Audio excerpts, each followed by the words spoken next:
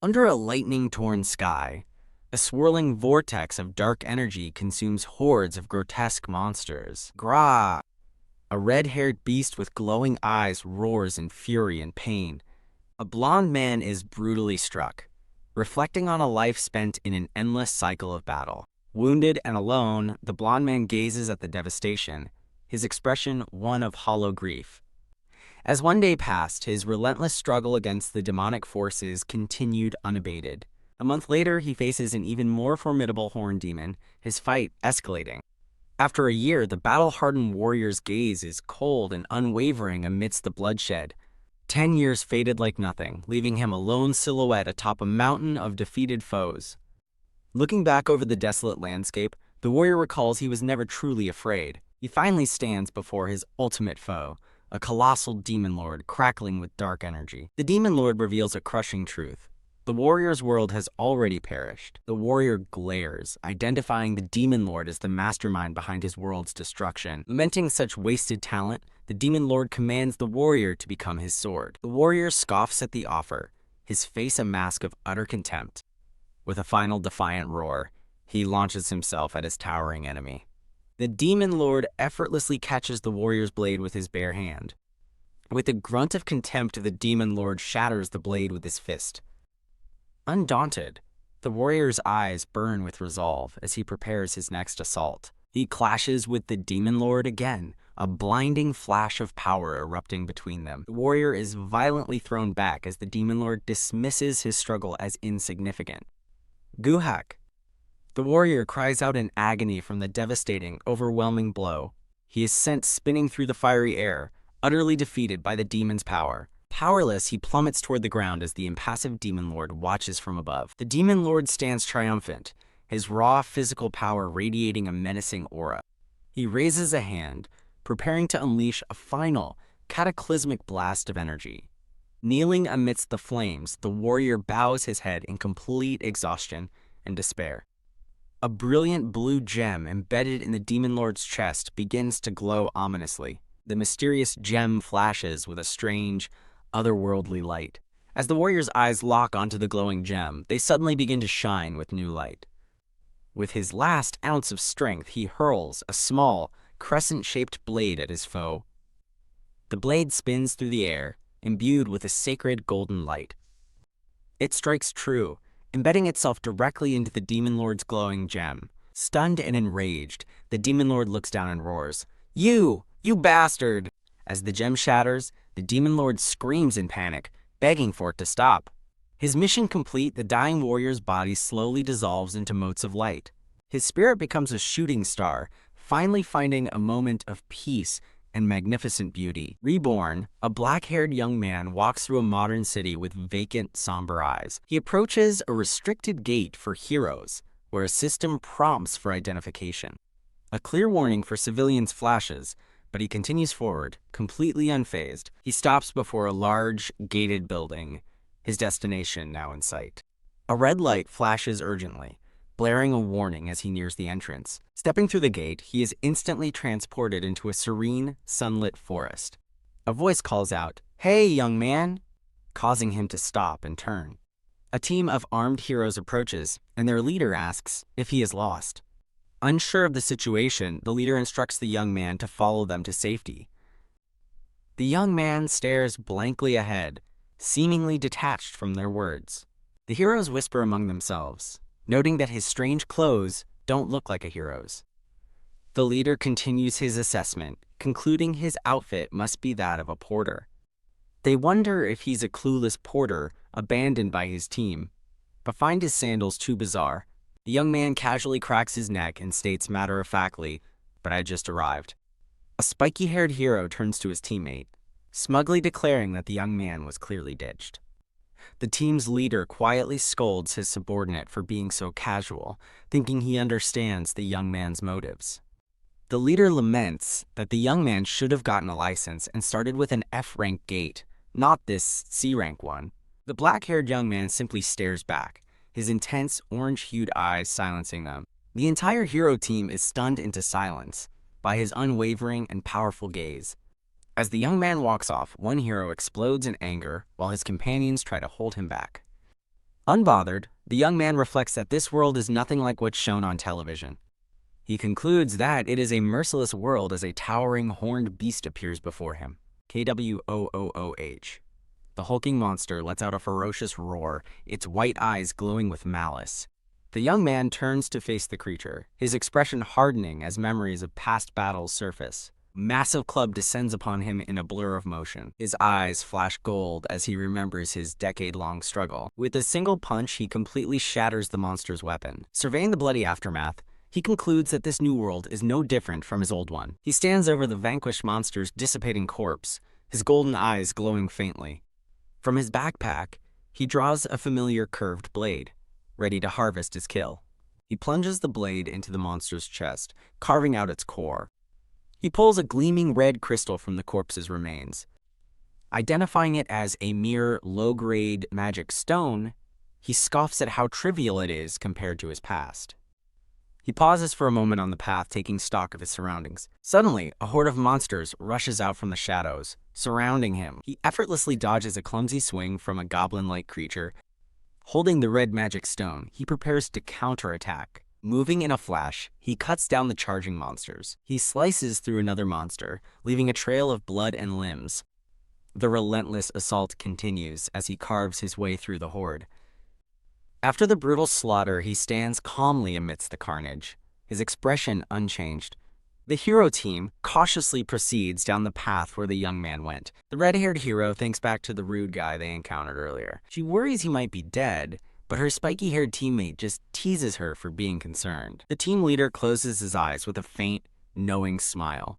A team of suited agents in sunglasses suddenly speeds past them. It's revealed that elite agents of rank B or higher are dispatched to this C-rank gate. The leader confidently tells his team not to worry because the young man won't die. Alone, terrified monster sweats profusely as it faces its impending doom. The young man's fist smashes directly into the monster's face. He easily evades a massive club swing from another beast. Leaping high into the air, he prepares a devastating kick. His kick lands with brutal force, splitting the monster's head open. The ground is littered with the decapitated and dismembered bodies of his foes. His eyes glow as he mentally registers the addition of 3 more magic stones. Dissatisfied with his meager harvest, he's interrupted by a suited man running toward him.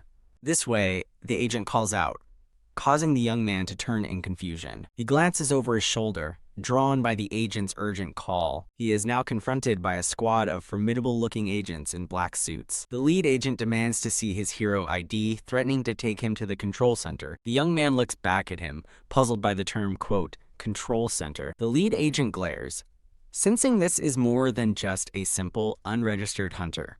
Finding the interruption tiresome, the young man simply deems it annoying. As an agent moves to cuff him, the young man grabs his wrist, effortlessly stopping him cold. The lead agent warns that they will use physical force if he refuses, dangling a pair of restraints. With a swift motion, the young man grabs the agent's wrist, stopping his attempt to cuff him. The lead agent states that any resulting conflict is his responsibility and advises him to come quietly. The young man effortlessly shoves the agent's hand away, leaving him stunned by the casual display of strength. His eyes glowing faintly. The young man tells the agents to simply leave him be. Teask enraged, another agent moves in to attack with a stun baton. The 2 agents cross their electrically charged batons, preparing to subdue the young man. One agent recognizes the weapon as a rank 4 magic seal, musing it might work on orcs but not him. The young man casually backhands the lead agent, sending him flying with a pained scream. His eyes now glow a stark white, his expression cold and utterly devoid of patience. He moves in a blur, his body streaking across the forest floor with inhuman speed. He easily blocks a baton strike with his bare hand before fixing his gaze on his next move. He delivers a powerful palm strike to an agent's chest, the impact resonating through the air.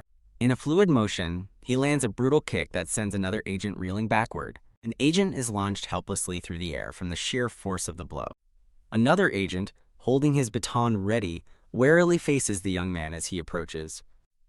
The agent sweats, gritting his teeth in frustration at his opponent's overwhelming power. He stands over the defeated agent for a moment before vanishing in a burst of speed.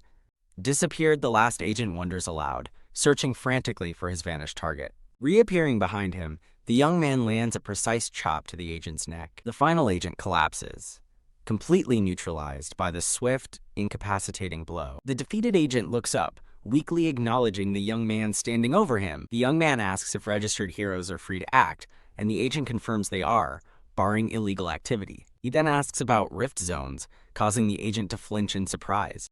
An explanation reveals that monster byproducts from controlled gates are used as new energy resources, and the untamed, uncontrolled spaces yet to be turned into gates are known as rift zones. The young man realizes that no matter which gate he enters, the authorities will pursue him. He concludes they will always hunt him down under the pretense of trespassing. The agent nervously confirms this, explaining that the control center is automatically notified of any unauthorized entry. Panicking, the agent insists rift zones are far more dangerous and that the Hero Association would intervene. Looking down at the groveling man, the young man dismisses the threat with a simple, "Ah, so what?"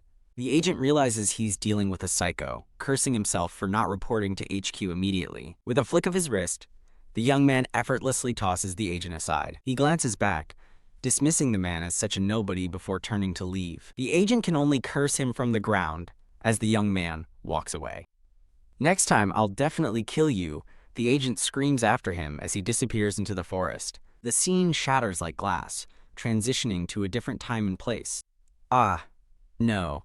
A familiar scream echoes from the past, piercing the darkness. The blonde warrior recalls hearing the demon lord's dying scream as his own consciousness was pulled away. He had believed he was dying, but then his eyes snap open to a new reality. His armored body floats upside down in an endless expanse of white clouds. He rights himself, only to be confronted by a black-haired young man in strange clothes who asks, "Who are you?" The young man introduces himself as Seo Dojun and reveals with his final breaths that he is dying. Seo Dojun offers to disappear if the warrior grants his request, but the warrior flatly refuses. Stunned, speechless, Seo Dojun stares in disbelief at the instant rejection. The warrior explains calmly that he no longer has any lingering attachments to life.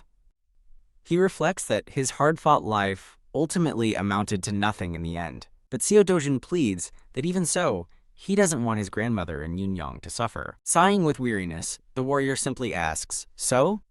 A hopeful grin spreads across Seo Dojun's face as he gets to the point, "What is it you want?" Seo Dojun places a hand on his chest, revealing that what he wishes for. The scene shifts to a bustling modern city street, lined with tall buildings.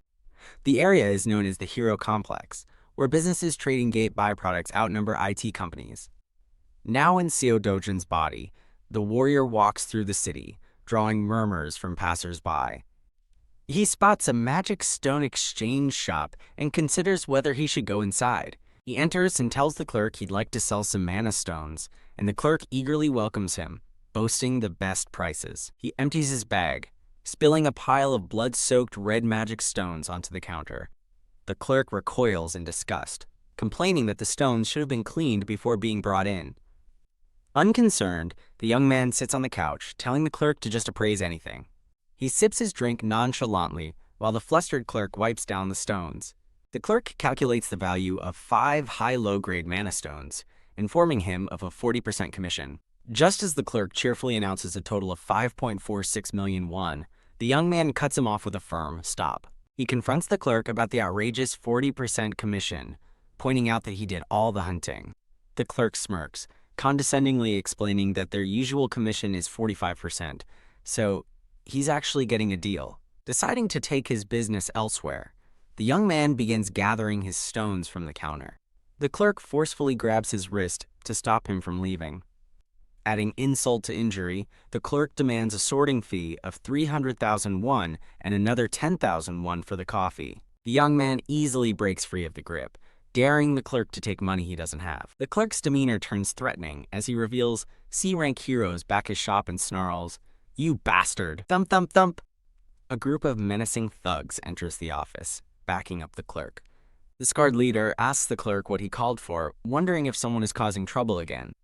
The young man and the leader lock eyes in a tense, silent standoff. The clerk watches from behind the desk, trembling with a mix of fear and excitement. Wham! The young man sends the leader flying with a single punch. Ugh! He stands over the unconscious leader, his fist still clenched and steaming. In an instant, he has neutralized all the thugs, leaving them scattered across the floor. He turns to the terrified clerk and coldly informs him that the commission is now 1%. A predatory smile graces his lips as he tells the clerk he hopes for smooth transactions from now on. A thick stack of cash is presented, the deal now concluded on his terms. Back home, his grandmother and Yonyang gasp in shock at the sight of so much money. Holding the wad of bills, his grandmother asks him where all this money came from. He sits with them and concocts a lie about a friend's successful business venture that he invested in. His grandmother eyes him skeptically, questioning if he even has such a friend, while he avoids her gaze. Despite her suspicion, his grandmother clutches the money with a look of relief and hope. Yoonyoung's eyes sparkle with excitement as she asks if this means they're rich now. Patting her head gently, he smiles and confirms, from now on. Overjoyed, Yoonyoung and a duplicate of herself dance around the room, celebrating their newfound wealth. As Yoonyoung hugs him tightly from behind, he pauses. He recalls Seo Dojun's last moments, remembering his selfless wish for his grandmother and Yoonyoung. Seo Dojun's final plea was for his family's safety before he faded away without hearing an answer. He looks at his reflection in a nearby mirror, Yoonyoung's arms still wrapped around him in the present. The mirror captures the strange new reality he now inhabits, a warrior in a boy's body. Holding her arm, he vows to himself that this money is nothing once his true strength returns. He reflects that the rifts, gates, and monsters of this new reality are all weak compared to his destroyed world. A vision of the fearsome demonic creatures from his past flashes through his mind. He knows that not even 1/10 of his original power has returned yet. Bang! A sudden knock at the door startles them as a voice calls out for Seo Dojun. He tells his worried family to stay inside, assuring them he will go and see who it is. He calmly walks toward the apartment door in his sandals. Opening the door, he is met by two unfamiliar young men waiting outside. Two loan sharks corner the young man, demanding repayment of a 48 million won debt owed by the late Seo Dojun. The young man recalls that these are the loan sharks the original Seo Dojun borrowed from before he died. The loan sharks move in, claiming they're taking everything he owns according to their contract. A fist flies toward the blonde loan shark's smug face. Pow! The young man brutally punches the taller loan shark in the face. He follows up with a swift strike to the second loan shark, who reels back in shock. With both thugs defeated, the young man stands over them, his fists still smoking, his eyes glowing. He informs the terrified man that the debt was overpaid, and now they owe him money. The stunned loan shark can only stammer, asking if he's really Seo Dojun. The young man clenches his fist, ominously promising to visit their boss very soon. Pow! The sound of a final, decisive blow echoes as the scene changes. The story transitions to a brightly lit toy store filled with shelves of teddy bears. Yoonyoung looks up with wide, sparkling eyes, hopefully asking if she can really buy a toy. The young man smiles warmly, telling her she can have anything she wants. He reflects that sharing Seo Dojun's memories has started to thaw his own frozen emotions. Yoonyoung happily squats down to get a better look at all the teddy bears. She excitedly reaches out to hug a giant teddy bear. He watches over her with a soft paternal gaze. Yoonyoung shyly holds up a small rabbit plushie and asks if she can have that one instead. He smiles, presenting her with the giant teddy bear he bought for her. Overjoyed, Yoonyoung gives a huge happy grin. Later, they enjoy a meal of noodles, a burger, and fries at a restaurant. They sit together at a table, with Yoonyoung's new teddy bear occupying its own chair. The young man watches Yoonyoung eat, a silent question on his mind. Their meal is interrupted by a woman with two bald bodyguards in tow. His expression darkens as she asks if he caused trouble, just like his mother. The imposing group looms over their table, ruining the peaceful atmosphere. Yoonyoung, mid-burger, innocently asks about the mother the woman mentioned. The woman gives a condescending smirk. Yoonyoung continues to eat, blissfully unaware of the rising tension. After the woman asks for her name, the young man simply states, Yoonyoung. The woman looks Yoonyoung up and down, calling her clothes and appearance pathetic. She turns her condescending gaze back to the young man. Continuing her insults, she calls his mother a whore who ran away with another man. The woman sneers after delivering her cruel insult. The young man calmly asks Yoonyoung if she knows what the word whore means. Yoonyoung just looks at the woman blankly, still chewing her food. His unexpected question leaves the woman momentarily speechless. A scar materializes on the young man's face as his expression turns deadly cold. A flashback reveals Seo Dojun was born out of wedlock and taken in by his father after his mother died. He was neglected for a decade after his father's wife bore a legitimate son. Eventually, he was kicked out and forced to live with his grandmother and half-sister. The warrior reflects on the immense suffering the original Seo Dojun endured. With hardened resolve, he vows that from now on, things will be different. He stands up, confronting the woman who is now taken aback. He begins to calmly insult her back, calling out her twisted personality and hopeless stupidity. Her bodyguards are shocked as he diagnoses her with inferiority complexes and jealousy. Yunyong watches silently as the confrontation unfolds. He stares down the woman, leaving her stunned by his cold, precise verbal attack. The woman reels back, trembling in shock from his cutting words as her bodyguards watch. Just then, a stylish blonde woman with a determined expression walks through the mall. The first woman's daughter runs to the newcomer, calling out, "Mom Tilde," as the young man and Yunyong look on. The daughter tearfully complains about the young man, but her mother silences her with a firm, "Enough." The mother glares, rebuking her daughter for such uncultured behavior and telling her to stay out of it. Approaching the young man with a disarming smile, she asks if he has been doing well. She chides him for not visiting home, but he internally calls her a hypocrite who tormented him for 12 years. As she claims his father worries, he's inwardly disgusted by her sickeningly sweet facade. He coldly tells her they don't have the kind of relationship where they should ask after one another. With a final chilling command, he tells her to get lost. Her pleasant demeanor shatters, replaced by a dark, furious expression. She turns her back as the young man walks away, leaving her daughter stunned. Walking away, she wonders if this is truly the same Seo Dojun, who used to be so meek. As the mother storms off, her daughter scrambles to follow, crying for her to wait. The young man quietly watches them retreat, before turning his attention back to Yunyong. The scene shifts to a city building at night, with a thought that he should realize his place soon. Vroom, a luxury car, speeds through the city streets. Inside, the daughter furiously questions why they left, insisting they should have crushed him. While her daughter fumes, the mother calmly applies makeup and summons Chief Li. With an icy tone, she asks why Dojun is still alive. The bodyguard, Chief Li, nervously reports that Kang Chi Wu was meant to leave Dojun inside the rift. She explodes with rage, demanding to know why the bastard who should have died is still walking around. Chief Li promises to investigate again as her daughter gasps. He should have died? Mother sits in stony silence, her arms crossed as she contemplates her next move.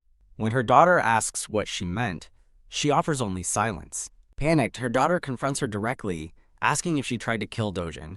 The daughter looks utterly horrified by the implication. She desperately tries to reason with her mother, worried what their father and grandfather would think. Mother violently clamps a hand over her daughter's mouth, silencing her. With a gaze of pure menace, she warns her daughter to stay out of it. Her daughter trembles, trapped in her mother's terrifying grip.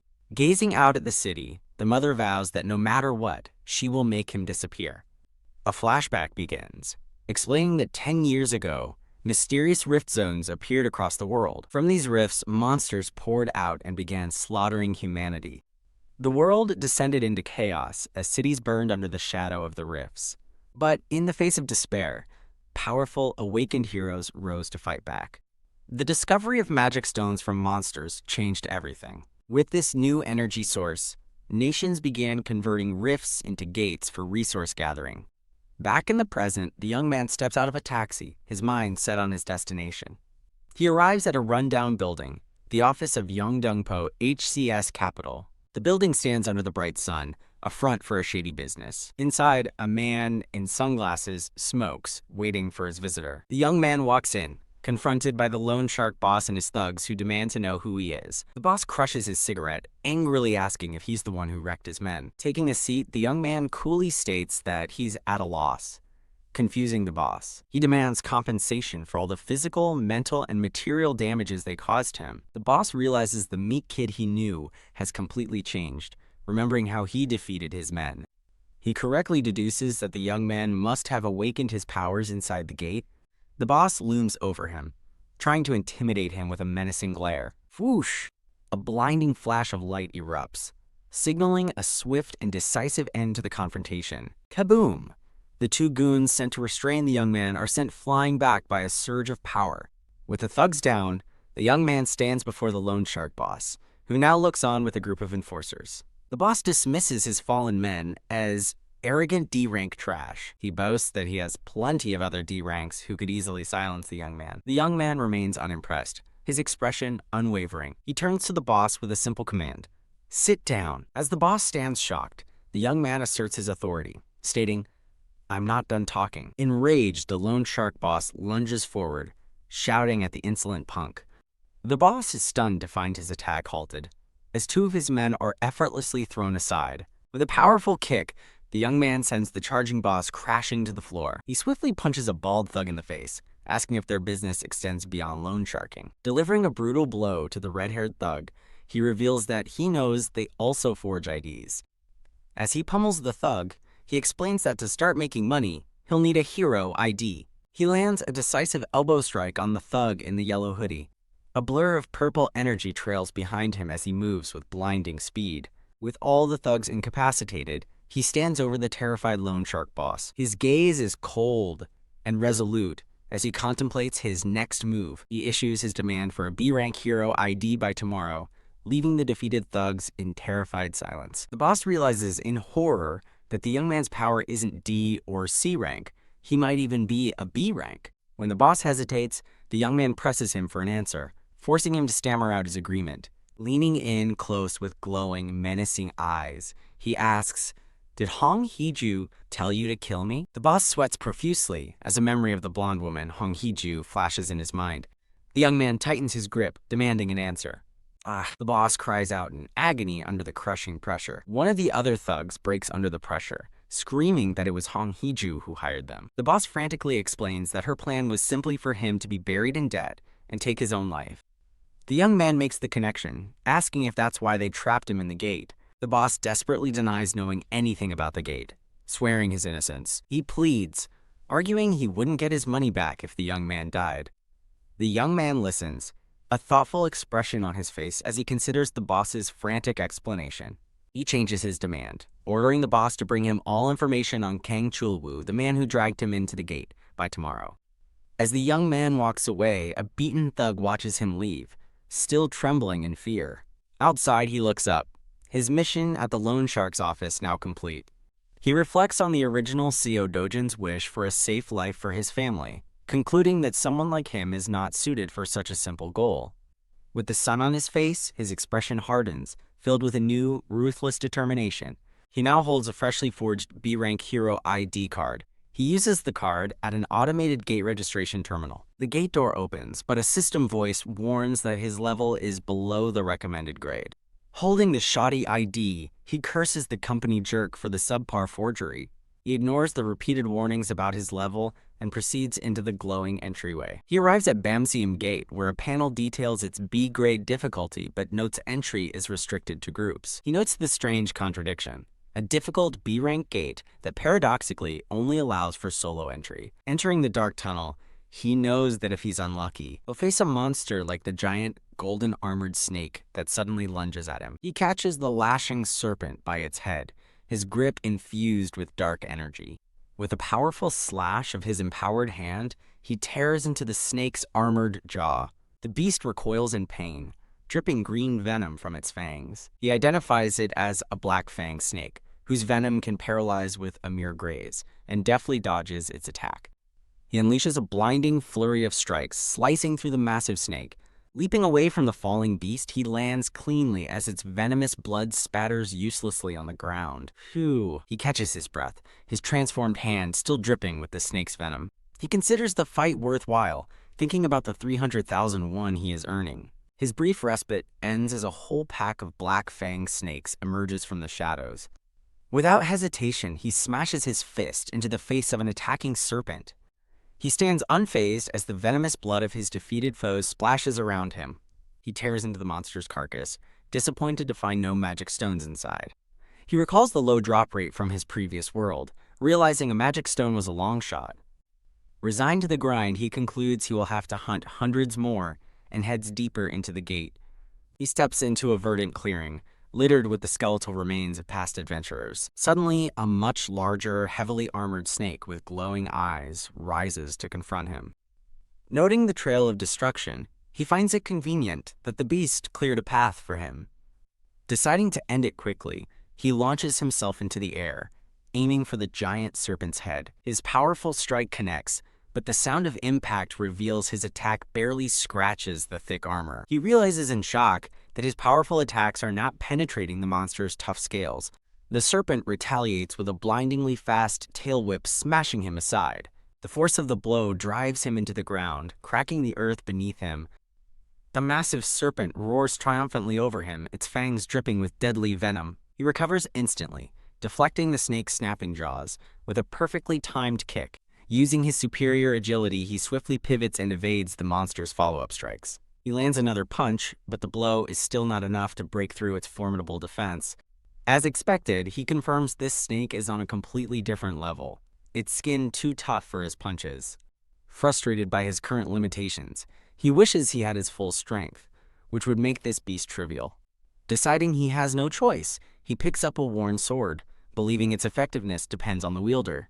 He charges forward, sword in hand, ready to test his theory against the serpent. He leaps onto the monster's body, using its own scales as a path to get closer to a weak spot. With cold resolve, he tells the beast it should be honored to be destroyed by his hand. He raises the worn blade, ready to deliver the final blow. The great serpent lets out a final furious roar as he prepares to strike. A brilliant flash of light erupts as his sword smashes through the monster's armored plating. The blade finds its mark, shattering the once impenetrable scales. He examines the bloodied sword, noting that with a little sharpening, it could be a useful tool. He looks upon his kill, relieved that the gate's rewards are better than what he is used to. Emerging from the gate under the full moon, he is surprised a single B-rank dungeon took so much time. He clenches his fist, reaffirming that restoring his original strength is his absolute top priority. As he gazes at the city skyline, a vision of his former powerful self looms over him like a ghost. The scene shifts to a man with a green bandana, sorting a large pile of red mana stones. He tells his client they have gathered good mana stones, reminding him the commission is 40% as usual. The young man protests the high commission and asks for a regular's discount, visibly annoying the man. The man explains his commission is already the cheapest, especially considering the gate center's own 5% fee. Conceding the point, the young man watches as the man with the bandana finishes counting out the cash. The man with the bandana turns to a new arrival, a badly beaten young man, and asks what happened to his face. The beaten thug vents his frustration, explaining that a crazy bastard beat him and his guards to a pulp. The man with the bandana scoffs, telling him he was foolish to rely on C-rank guards and that true skill is more important than rank. He continues his lecture, comparing lazy guards to real heroes, while the beaten thug gets increasingly annoyed by the nagging. Laughing, he offers his help if needed, reminding the younger man of their long-standing relationship. As they talk, the camera reveals Seo Dojun has been standing there the whole time, his expression cold and unreadable. The beaten thug's eyes widen in terror as he finally notices who is standing behind him. Ugh, he recoils in fear, pointing a trembling finger and screaming that Dojun is the bastard who attacked him. The man with the bandana looks Dojun over, questioning how this tall, pretty boy could have caused such a ruckus. His demeanor darkening, the man confronts Dojun, questioning how a hero could assault an innocent civilian. A bruised broker smirks, warning that his boss is a 7-year veteran with many powerful hero connections. Dojun turns away dismissively, leaving the bruised broker looking flustered. The bruised broker's confident smirk is juxtaposed with the shocked expression of a scarred man. Dojun coolly asks if the broker plans on getting revenge for them. The scarred man, clenching his fist in anger, curses Dojun. The scarred man's intuition flares, realizing that fighting another hero is far more dangerous than fighting monsters. Nervously bidding farewell, the scarred man makes a hasty exit, claiming he's busy. Dojun gives the now silent and intimidated broker a pointed look. As the bruised broker sweats bullets, Dojun asks if he has a problem. Dojun snatches the broker's bag of monster parts. He dumps a pile of high-grade red mana stones on the counter, demanding they be valued. The broker is stunned by the high-grade mana stones, wondering about Dojun's true identity. With a nervous hand, the broker begins calculating the total. The mana stones are worth a staggering 150 million won. Disappointed, Dojun remarks that a full day of hunting only earned him this much before demanding the full payment. When the broker nervously mentions deducting a commission, Dojun's glare makes him freeze in terror. Dojun smirks, accepting a 1% commission and demanding the adjusted 148.5 million won. The broker internally panics, knowing the commission is 40% but is too afraid to correct him.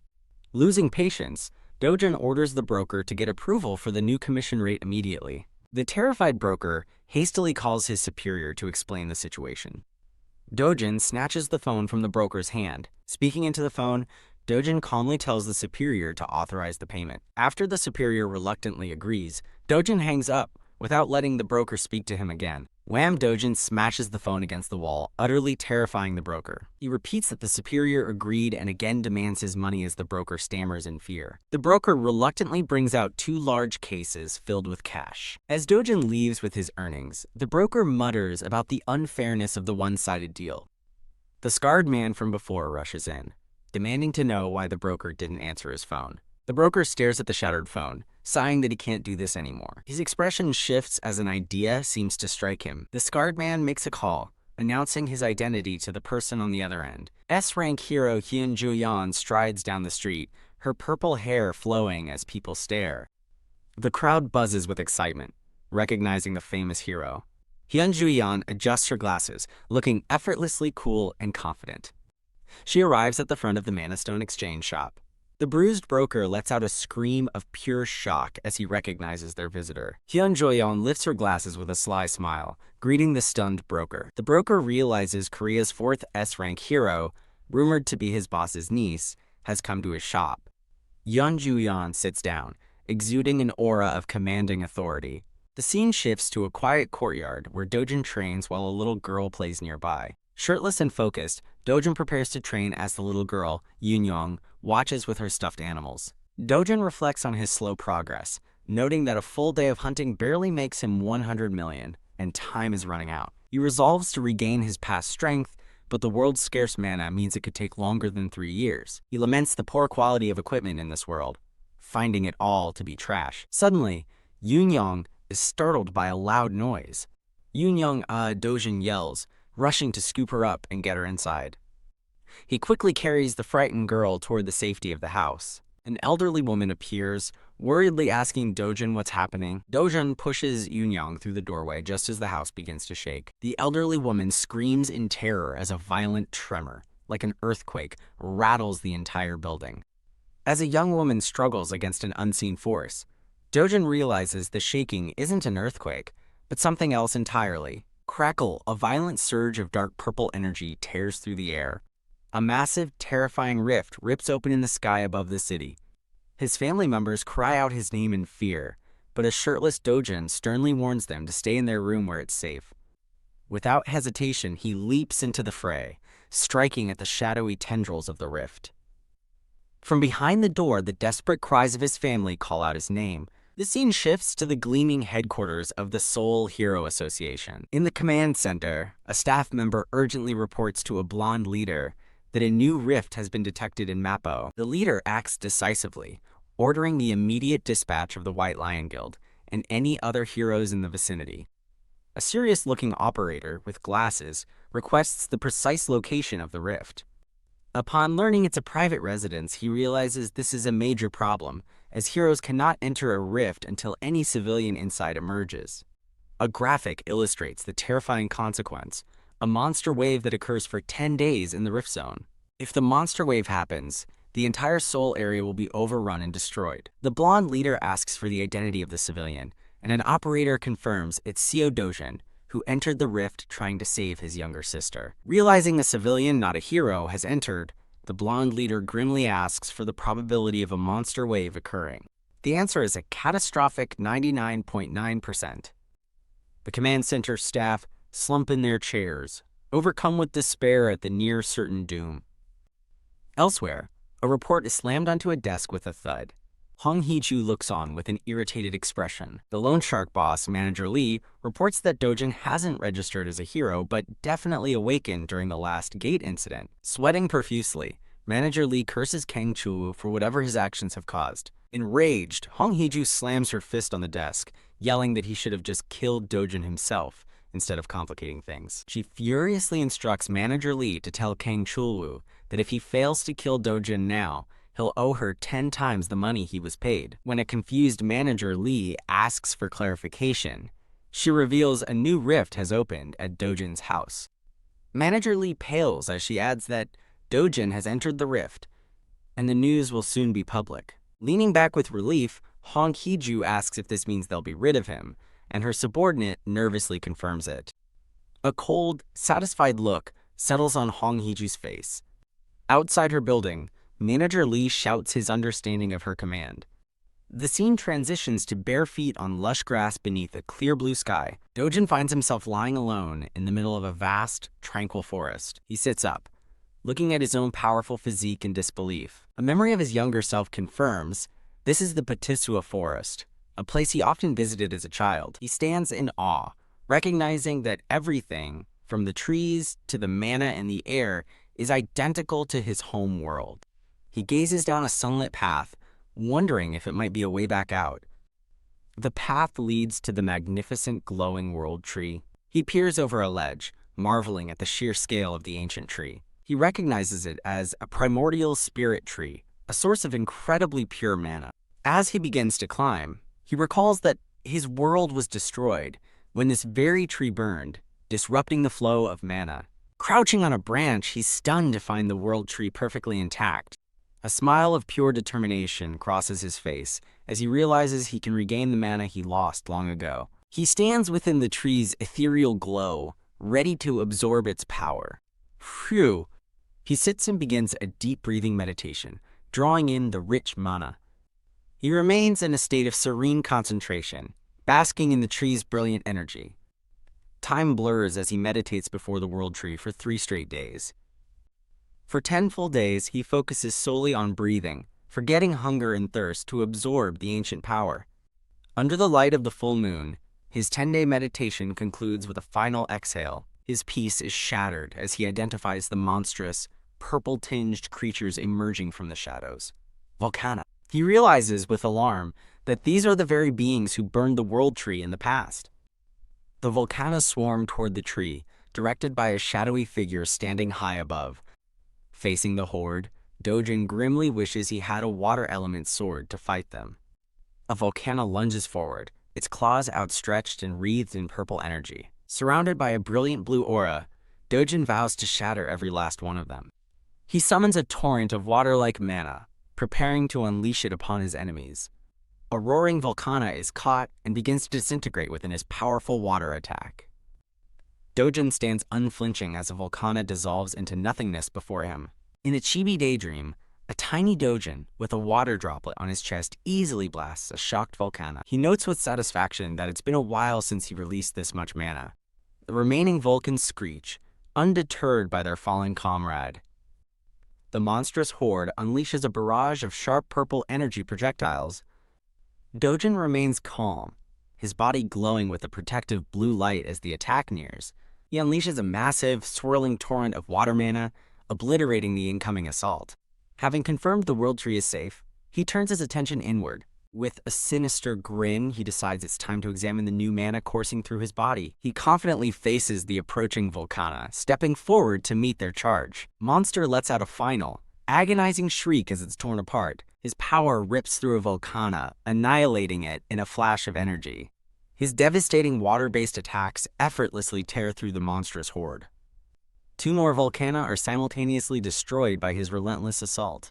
The monster's body crumbles away, leaving a single, gleaming red mana stone. He steps past the first mana stone as the rest of the horde continues its futile advance. A predatory grin spreads across his face as an idea strikes him.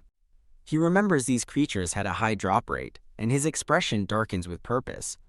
He eagerly challenges the remaining Volcana, ready to see how much loot they will yield. With brutal efficiency, he tears through the crowd of monsters, leaving a trail of destruction. After clearing the monsters, Dojun stands peacefully before the radiant world tree. Among the spoils of red mana stones, a single glowing gold coin materializes. He picks up the coin, which transforms into a fiery essence he recognizes as the Undying Ember. A look of sheer delight crosses his face as he realizes he's managed to acquire this treasure again. The undying ember pulses with immense power in the palm of his hand. He carefully holds the swirling ball of golden fire. Knowing his current body can't handle its full power, he realizes his only option is to absorb it now. He braces himself, preparing to absorb the powerful ember. A memory of his younger, blonde-haired self flashes by as he notes it now takes 10 minutes to absorb a single ember. He stretches, feeling the surge of new power flowing through his invigorated body. The ground around him is now littered with countless shimmering gold coins and red mana stones. He resolves to stay and absorb as much power as he possibly can. Leaving the mountain of loot behind, he walks away from the now-safe world tree. Back in the real world, a crowd murmurs anxiously while watching the ominous purple rift pulsate. The press arrives on the scene, cameras flashing as police try to maintain order. A gruff, square-jawed man in a suit fumes about the chaos caused by the crazy bastard who entered the rift. His companion, a smirking man with blue hair, casually checks his watch. The gruff man angrily rants that the person inside selfishly sought power, dooming everyone else. The blue-haired man asks for the guildmaster's orders, and the gruff man replies they're just supposed to wait for the monster wave. When asked why, the blue-haired man explains that rifts have simultaneously appeared in several major countries. Though other nations face the same threat, they seem to have it under control, unlike the situation in Seoul. The gruff man seethes that they're the only ones who are screwed, all because of one beggar-like bastard. He clenches his fist, vowing to smash the person's face in the moment he emerges from the rift. The dark, crackling rift looms over the city, a portent of imminent disaster. A news report states that 28 days have passed, and the Hero Association has issued a Level 1 monster wave alert. The alert warns that if the civilian Mr. S doesn't exit the rift within 2 days, the monster wave will begin. In an office, a man with sunglasses and a goatee confirms that the Mr. S from the news is Seo Dojun. He asks his subordinate for the chances of Dojun returning alive, and the man grimly estimates it's less than 0.1%. The man with sunglasses breaks into a wide, sinister grin, amused that the cause of all this chaos is a mere civilian. He scoffs that the Hero Association is mistaken due to their lack of information, as his battered thugs stand behind him. He leans in, raising the possibility that Dojun might actually be an awakened being. The man with sunglasses leans back in his chair, quietly contemplating his next move. His subordinate with glasses suggests that they need to secure Seo Dojun's 2 family members. When asked about the plan, he reveals an image of Dojun's smiling sister and grandfather. The subordinate lays out a cruel ultimatum. If Dojun dies, they'll sell his family's organs. If he lives, they'll indebt him for their protection. A satisfied smile crosses the boss's face as the scene dissolves into darkness. Meanwhile, inside the rift, the world tree glows with renewed, vibrant life. His body crackling with golden energy, Dojun wonders how much time has passed. He recalls absorbing hundreds of undying embers, holding the last one in his hand. Now able to use flame attribute mana, he notes his fire resistance has increased dramatically. He reflects that his current flame power surpasses what he wielded.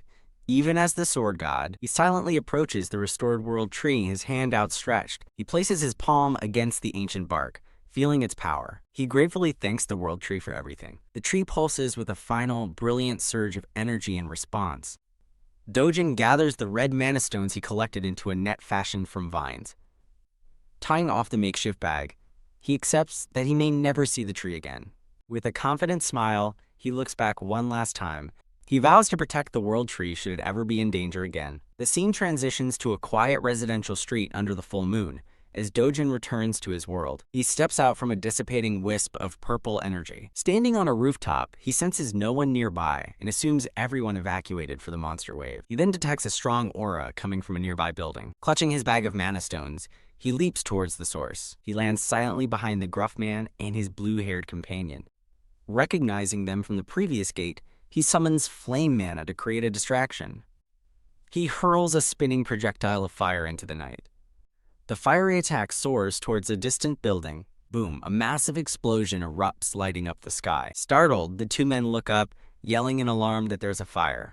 As the blue-haired man leaps away to investigate, Dojun slips away unnoticed, The building is completely engulfed in a raging inferno. The two men and other onlookers stare in shock at the sudden, unexplained blaze. Walking away from the chaos, Dojun coolly assesses the nature and precision of his flame attack. He muses that his old friend Kusak would have been impressed by such a flame. He remembers his past life, fighting alongside Kusak, the continent's strongest flame mage. The blue-haired man stops abruptly, sensing something is wrong. Dark, crackling tendrils of energy begin to vanish from the sky. The gruff man turns in shock as his companion yells that the rift is disappearing. His eyes widen in utter disbelief at the impossible sight. The ominous purple rift completely vanishes from the sky above the city. His mission complete, Dojun walks barefoot up the stairs towards his home. He glances back over his shoulder with a determined expression. Breaking news flashes across the city, announcing the early, unexplained disappearance of the rift in Mappo. A news report on a large screen explains that the Hero Association, expecting a monster wave, was stunned by the event and is investigating. The report also mentions a mysterious fire at a nearby junkyard as people gather.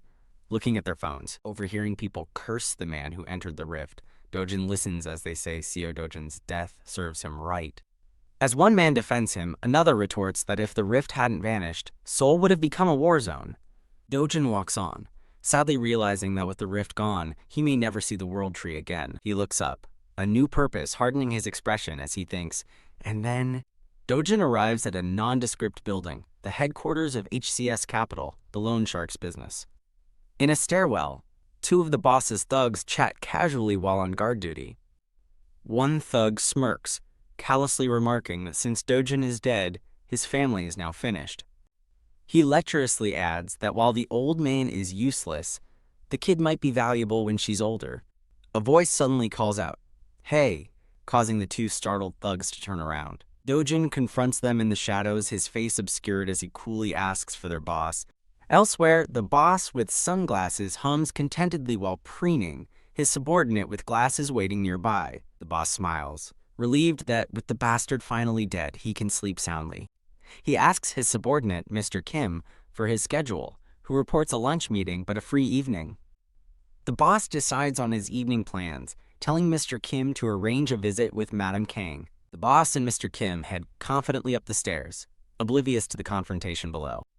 Thwack! A body suddenly flies past them up the stairs, landing in a heap. The boss stares in shock, a splatter of blood just missing his face. A brutal kick sends the second thug flying out of view. Cough Dojun now stands over the boss, who is on the ground, coughing. Cough! With a chilling glare, Dojun issues a demeaning order. Crawl over here like a dog. He kicks a chair back and takes a seat, asserting his dominance. The terrified boss looks up from the floor, trembling with fear. Dojun calmly surveys the office from the boss's chair, taking in his new surroundings. He declares that a piece of shit like the boss doesn't deserve to be treated like a human. The boss whimpers pathetically on the floor. Woof. Breaking completely, the boss begins barking like a dog. Woof, woof. The other thugs are also on the ground, forced to bark in submission. Leaning forward, Dojun coldly commands them all, louder. He calls them two-faced cowards who grovel to his face but would betray him instantly. His golden eyes glow with contempt for the groveling men before him. The boss desperately scrambles forward, promising to be loyal like a dog for life. Crack. Dojun answers his plea with a vicious backhand. The boss is sent sprawling across the floor from the force of the blow. Dojun calmly calls out to Glasses, and the startled subordinate, Mr. Kim, flinches. Lounging in the chair, Dojun looks over with an air of utter nonchalance. Grr. He taunts Mr. Kim, asking if taking out the trash is so hard, and then gives him permission to do it. Mr. Kim bows deeply, frantically explaining that the boss has connections and his sudden replacement would be suspicious. Sweating profusely, he begs Dojun to give the boss one more chance. Dojun gives him a choice: continue his life or be crushed in a junkyard. As a final threat, he offers to toss the boss into a gate as monster food if Mr. Kim refuses. The terrified boss renews his begging, promising to work like a dog.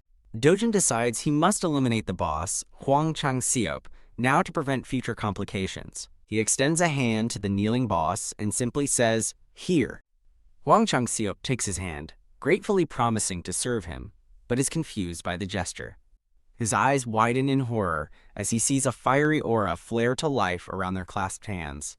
A torrent of fire erupts from Dojun's grip, engulfing the boss's arm. The reflection in the boss's eye shows his own fiery demise.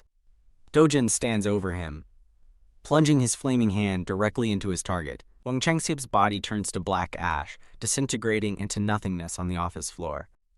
With the boss gone, Dojun turns his attention to the terrified subordinate, Mr. Kim. His eyes glowing with golden power, Dojun coldly promises to slaughter them all. The scene shifts to a city street, as a news report officially declares that Dojun vanished with the rift. In a flashback, Dojun sits with his sister, scrolling through the IEODO app. He looks at a popular post showing a picture of a fearsome monstrous claw. He smiles gently at his sister, suggesting they take their time finding a new home. His sister happily munches on her meal, content and carefree. A close-up shows her bright, joyful smile. Dojun tells her she can just start school next year. At the mention of school, his sister's expression immediately turns grim. He reassures her that it's okay and she doesn't have to deal with punks, telling her to just go next year instead. Delighted, she asks if she can really skip kindergarten, and he readily agrees. He silently vows to send her to a fancy private school where no one can look down on her. Back in the present, Dojun wonders what kind of person would make his family stay in a motel. The scene pans to the dilapidated King Motel at night. Inside, Dojun scolds Mr. Kim, asking if he has any sense at all. Mr. Kim nervously tries to justify his choice, but Dojun curtly tells him to save it. In the motel room, his sister spots him and excitedly shouts his name. She leaps off the bed and runs straight into his arms for a loving hug. His grandmother takes his hands, overcome with emotion, weeping that he really came back. Crying his name, his sister clings tightly to his leg, refusing to let go. Dojun looks down at her, a wave of protectiveness washing over him. The scene flashes back to the restaurant, where his sister asks if he is a hero. When he asks if she'd like that, she surprisingly says no.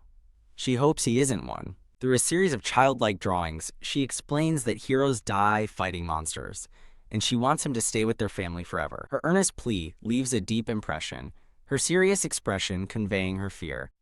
Dojun is lost in thought, silent, as his sister calls out to him. A memory of his past life emerges, a desolate, ruined world where only one human survived. He recalls being the sword god, a lone warrior who lost so much fighting endless hordes of monsters. But now, reunited with his family, he's rediscovered the precious thing he'd forgotten. Looking at his peaceful family, he resolves to protect this small happiness he's found. The scene transitions to a modern city, where a helicopter lands on a skyscraper. The camera focuses on the massive, gleaming headquarters of an unknown organization. A mysterious, gray-haired man in a long coat looks out over the city with his subordinate. The gray-haired man muses that the rift's disappearance is a blessing, though he admits it was careless of him. A profile reveals he is one of the world's top 100 heroes, popular enough to win any election. However, he has no interest in power, choosing instead to watch over the world from his command center. He orders his subordinate to launch a thorough investigation into the rift's disappearance, which she accepts. He decides to compensate Dojun's family generously, hoping to offer them some comfort. A flicker of concern crosses his face as he contemplates the situation. He learns the rift appeared simultaneously in other countries, realizing something is terribly wrong. His eye widens in shock as a sudden, impossible thought occurs to him. The scene shifts to a busy street crossing in the city. Dojun, back in his hoodie and carrying his bag of mana stones, walks through the streets. He arrives at a shop that advertises buying mana stones at a high price. A young employee stumbles out of the shop in shock after seeing what Dojun brought. He frantically alerts the manager, calling the contents of the bag a bird, before correcting himself that it's a person. The manager angrily confronts Dojun, accusing him of being the one who previously tried to force a sale. Internally, the manager dismisses the stones as low grade and refuses to do business. He sharply turns away from Dojun, telling him to take his stones and leave, refusing to do business ever again. The Mana Stone shop manager explains that the Gate Center's 5% commission exists for a reason, as the distribution system is a system he's now part of, as he angrily tells Dojun to take his bag and never come back. Suddenly, the bag spills open, revealing a hoard of priceless, glowing red mana stones. The young employee and the manager are left utterly speechless by the unexpected treasure. The manager's eyes lock onto a unique blue and red gem, realizing in horror it's a legendary hero mana stone. Sensing his advantage, Dojun smirks and casually tells the stunned manager to forget it if he's not interested. A close-up highlights the immense power radiating from the singular hero mana stone. A flashback details the origin of one such stone, explaining how a Mexican drug lord, Karserian, experimented with them. Karserian recoils in shock as the power of a mana stone suddenly erupts before him. The stone's energy manifested, transforming the drug lord into an awakened hero. Back in the present, the manager and his employees stare at the stone, their faces filled with pure, unadulterated greed. As Dojun callously tells them to put it away so he can leave, the two men begin to panic. The manager's attitude flips completely as he desperately grabs Dojun, begging him to stay for a moment. Now, in a private room, Dojun sips a complimentary drink while the manager nervously begins their discussion. The manager meekly asks if a 0.5% commission is too much, but Dojun bluntly tells him to refuse the deal if he thinks so. Staring at Dojun's unimpressed face, the manager frantically backpedals, insisting he was just curious. The manager asks why Dojun is being so difficult, and Dojun coolly replies that it's because he's annoyed. Whack. The manager bows deeply in apology, admitting he was being thoughtless. Dojun gives the groveling manager a cold, intimidating stare. Watching Dojun from afar, the manager seethes internally, calling him a nasty, rude bastard. The manager launches into a long-winded sales pitch offering a 10% commission, but Dojun cuts him off, saying it's too long. As Dojun gets up to leave, the panicked manager shouts a new offer, 9%. The manager desperately lowers his commission to 8%, claiming his boss will kill him. But Dojun is unmoved. The negotiation becomes a frantic descent as the manager drops his rate again and again, while Dojun questions his business sense. The young employee stands by nervously, clutching one of the precious mana stones. Completely defeated, the manager kneels on the floor, head bowed in submission. Dojun's golden eyes gleam as he looks down at the broken man. In a final futile burst of anger, the manager screams that Dojun is a highway robber. He grits his teeth in frustration, knowing he has lost all leverage in the negotiation. Dojun delivers the final blow, revealing he has 7 more bags just like it, leaving the employee gaping in shock. Now completely subservient, the manager frantically orders his employee to hurry up and bring the contract. With the deal settled, Dojun calmly checks his phone. He quietly considers the larger problem. High-grade mana stones don't come from ordinary gates. The thought brings to mind a dark, corrupted mana source, hinting at a more dangerous origin. Beep! His phone buzzes with an alert, startling the jumpy manager. The manager asks if a wave has broken out, but Dojun's attention is fixed on the screen. A government alert from the Ministry of Foreign Affairs warns of a monster wave in the United Kingdom. The public service announcement advises Korean nationals in the UK to adjust their schedules for safety. Dojun scoffs, dismissing the authorities as pathetic incompetence. He walks down the street, reflecting that his old self would have already rushed to the fissure zone. The scene transitions to a luxurious Korean barbecue restaurant, with meat sizzling on a hot grill. His sister and grandmother watch the cooking food, their mouths watering with delight. Dojun has taken his family and Mr. Kim out for an extravagant celebratory meal. His grandmother nervously eyes the menu, shocked by the exorbitant price of the premium beef. Dojun reassures her, telling her not to worry about money and to eat whatever she wants. His sister happily prepares to take her first bite of the expensive meal. She closes her eyes in pure bliss, savoring the delicious taste.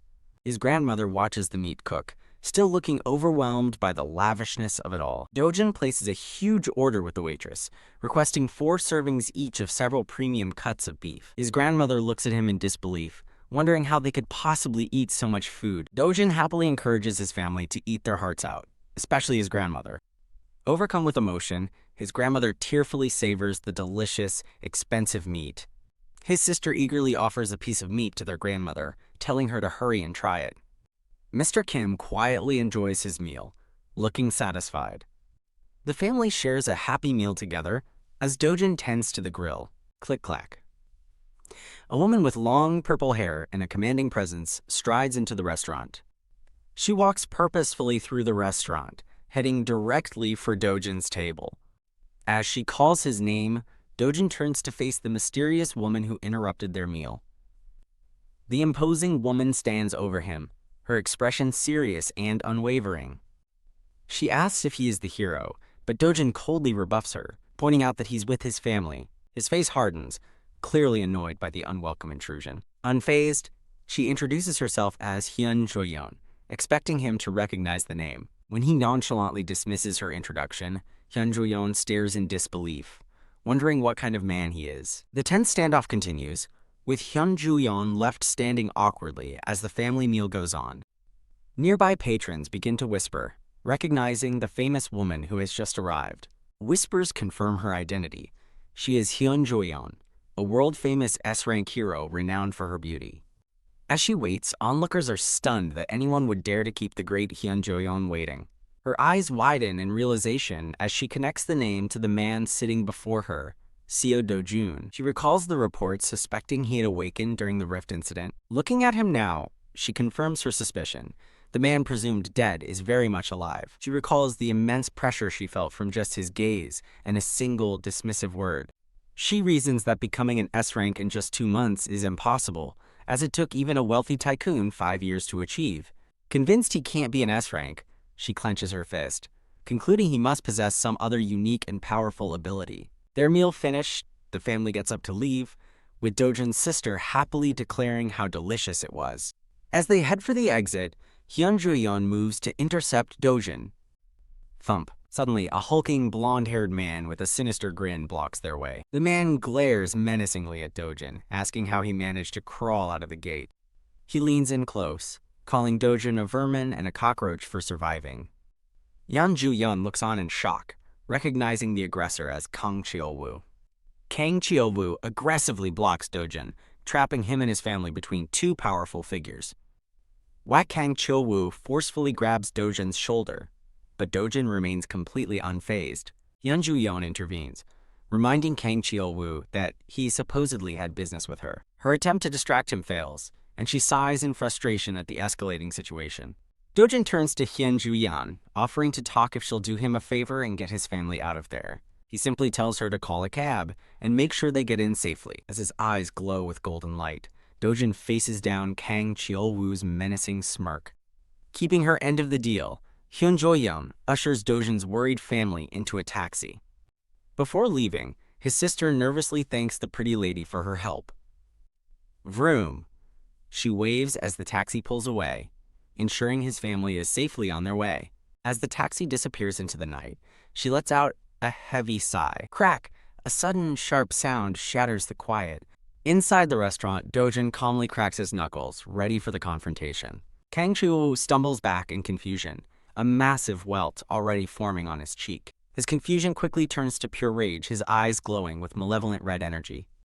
A terrified waitress begs him to stop, telling him he can't cause a scene in the restaurant. Kia. He violently shoves the waitress aside, screaming at her to get out of his way. As chaos erupts and patrons flee, Dojun yells for everyone to get outside while Kang Chi Wu charges. Screaming with rage, Kang Chi Wu asks Dojun if he has a death wish. With his eyes blazing, Dojun moves in a flash, a blur of motion too fast to track. He lands another devastating blow squarely on Kang Chi Wu's face. Kang Chi Wu staggers back, groaning in pain from the devastating attacks. Dojun stares down his opponent, his face a mask of cold fury. As Kang Chi Wu lies beaten on the floor, Dojun accuses him of leaving him for dead in a gate. Leaning in, Dojun ominously tells him they have a lot to talk about. Kang Chi Wu cowers as Dojun taunts him, calling him trash his own father discarded. Dojun calmly pulls out his phone and begins recording the scene. Holding the recording phone, Dojun icily commands Kang Chi Wu to repeat what he said. Snarling with rage, Kang Chi Wu furiously screams at Dojun. As Kang Chi Wu's fist erupts in flames, Dojun coolly asks him what he's supposed to say. Enraged, Kang Chi Wu lunges with a flaming fist, screaming a vile insult about Dojun's mother. As Kang Chi Wu bellows for him to die, Dojun remains completely stoic and unimpressed. Dojun effortlessly catches Kang Chi Wu's flaming punch with his bare hand. With a single motion, Dojun sends Kang Chi Wu flying across the room. Kang Chi Wu stares in utter shock, unable to believe his powerful punch was so easily deflected. Before he can recover, Dojun lands a brutal kick to his midsection.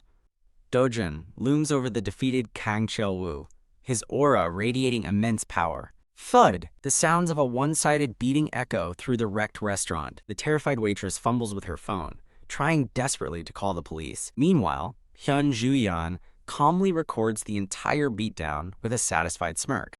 Dojun delivers a series of brutal, finishing blows to the helpless Kang Chi Wu.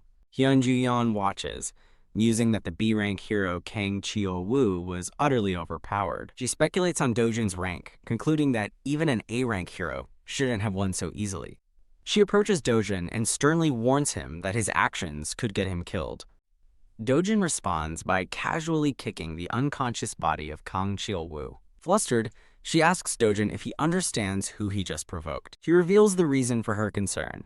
Kang Chi Wu's cousin is the S-rank hero Kang Young-pyo. Dojun simply turns to her and calmly replies that he knows. She's stunned, realizing he knew about the S-rank connection and attacked him anyway, thinking him reckless. Hyun Joo-yeon reiterates how dangerous his actions were, acknowledging his grudge but questioning the risk. She asks if he's truly prepared to incur the wrath of an S-rank hero like Kang Young-pyo.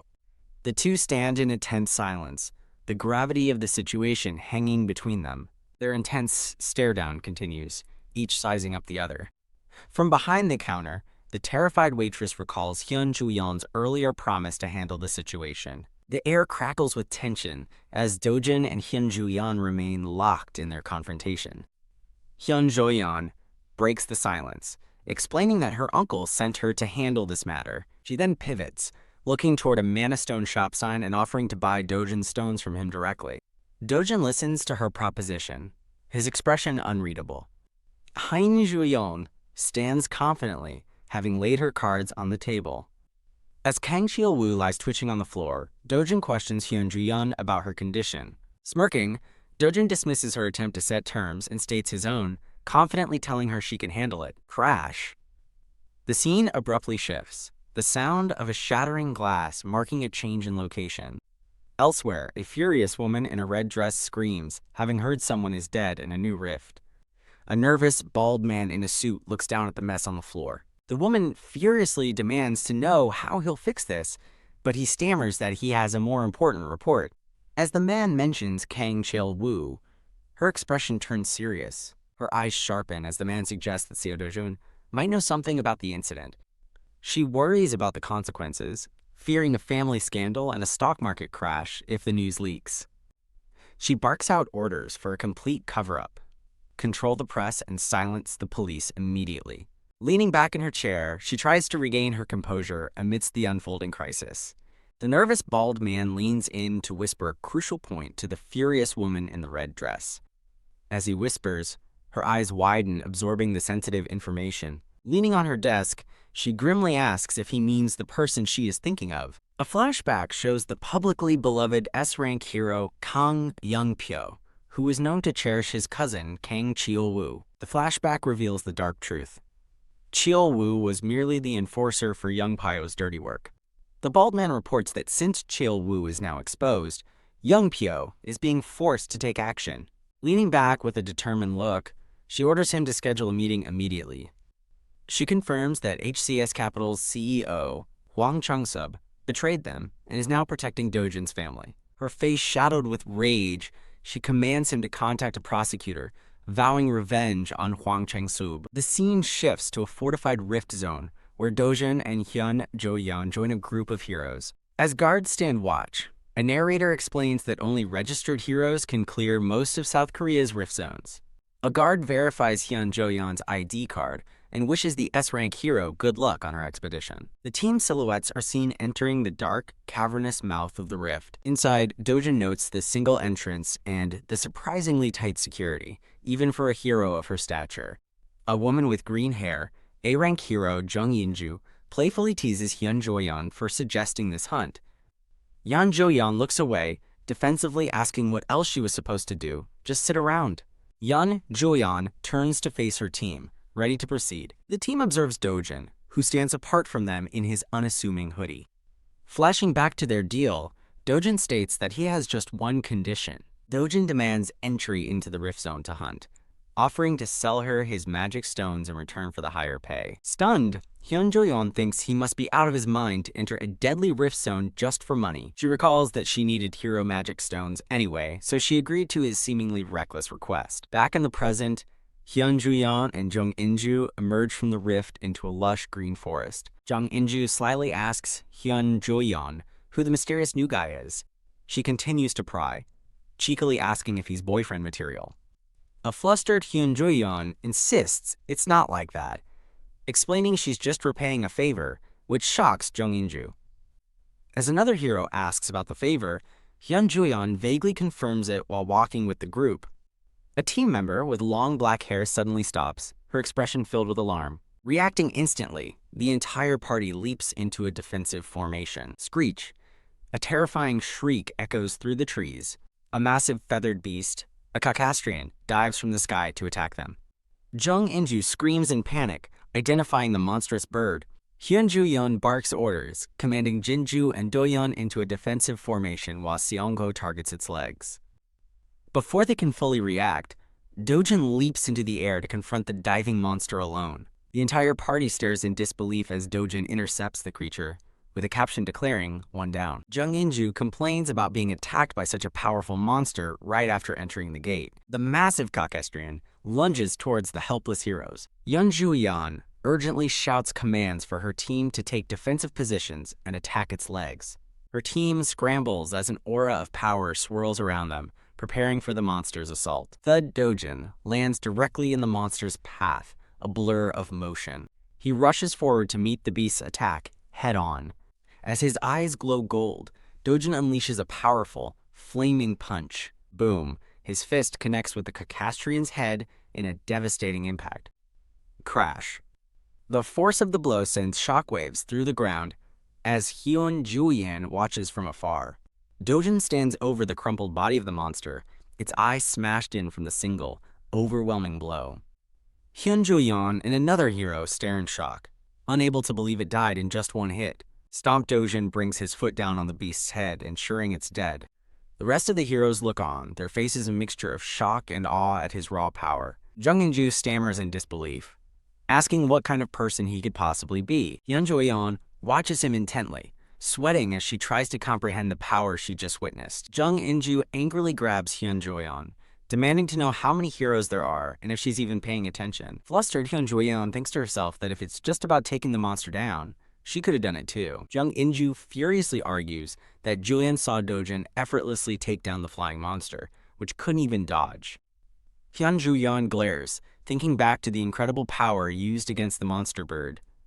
As Dojun stands alone, the others wonder about the true identity of this mysterious man.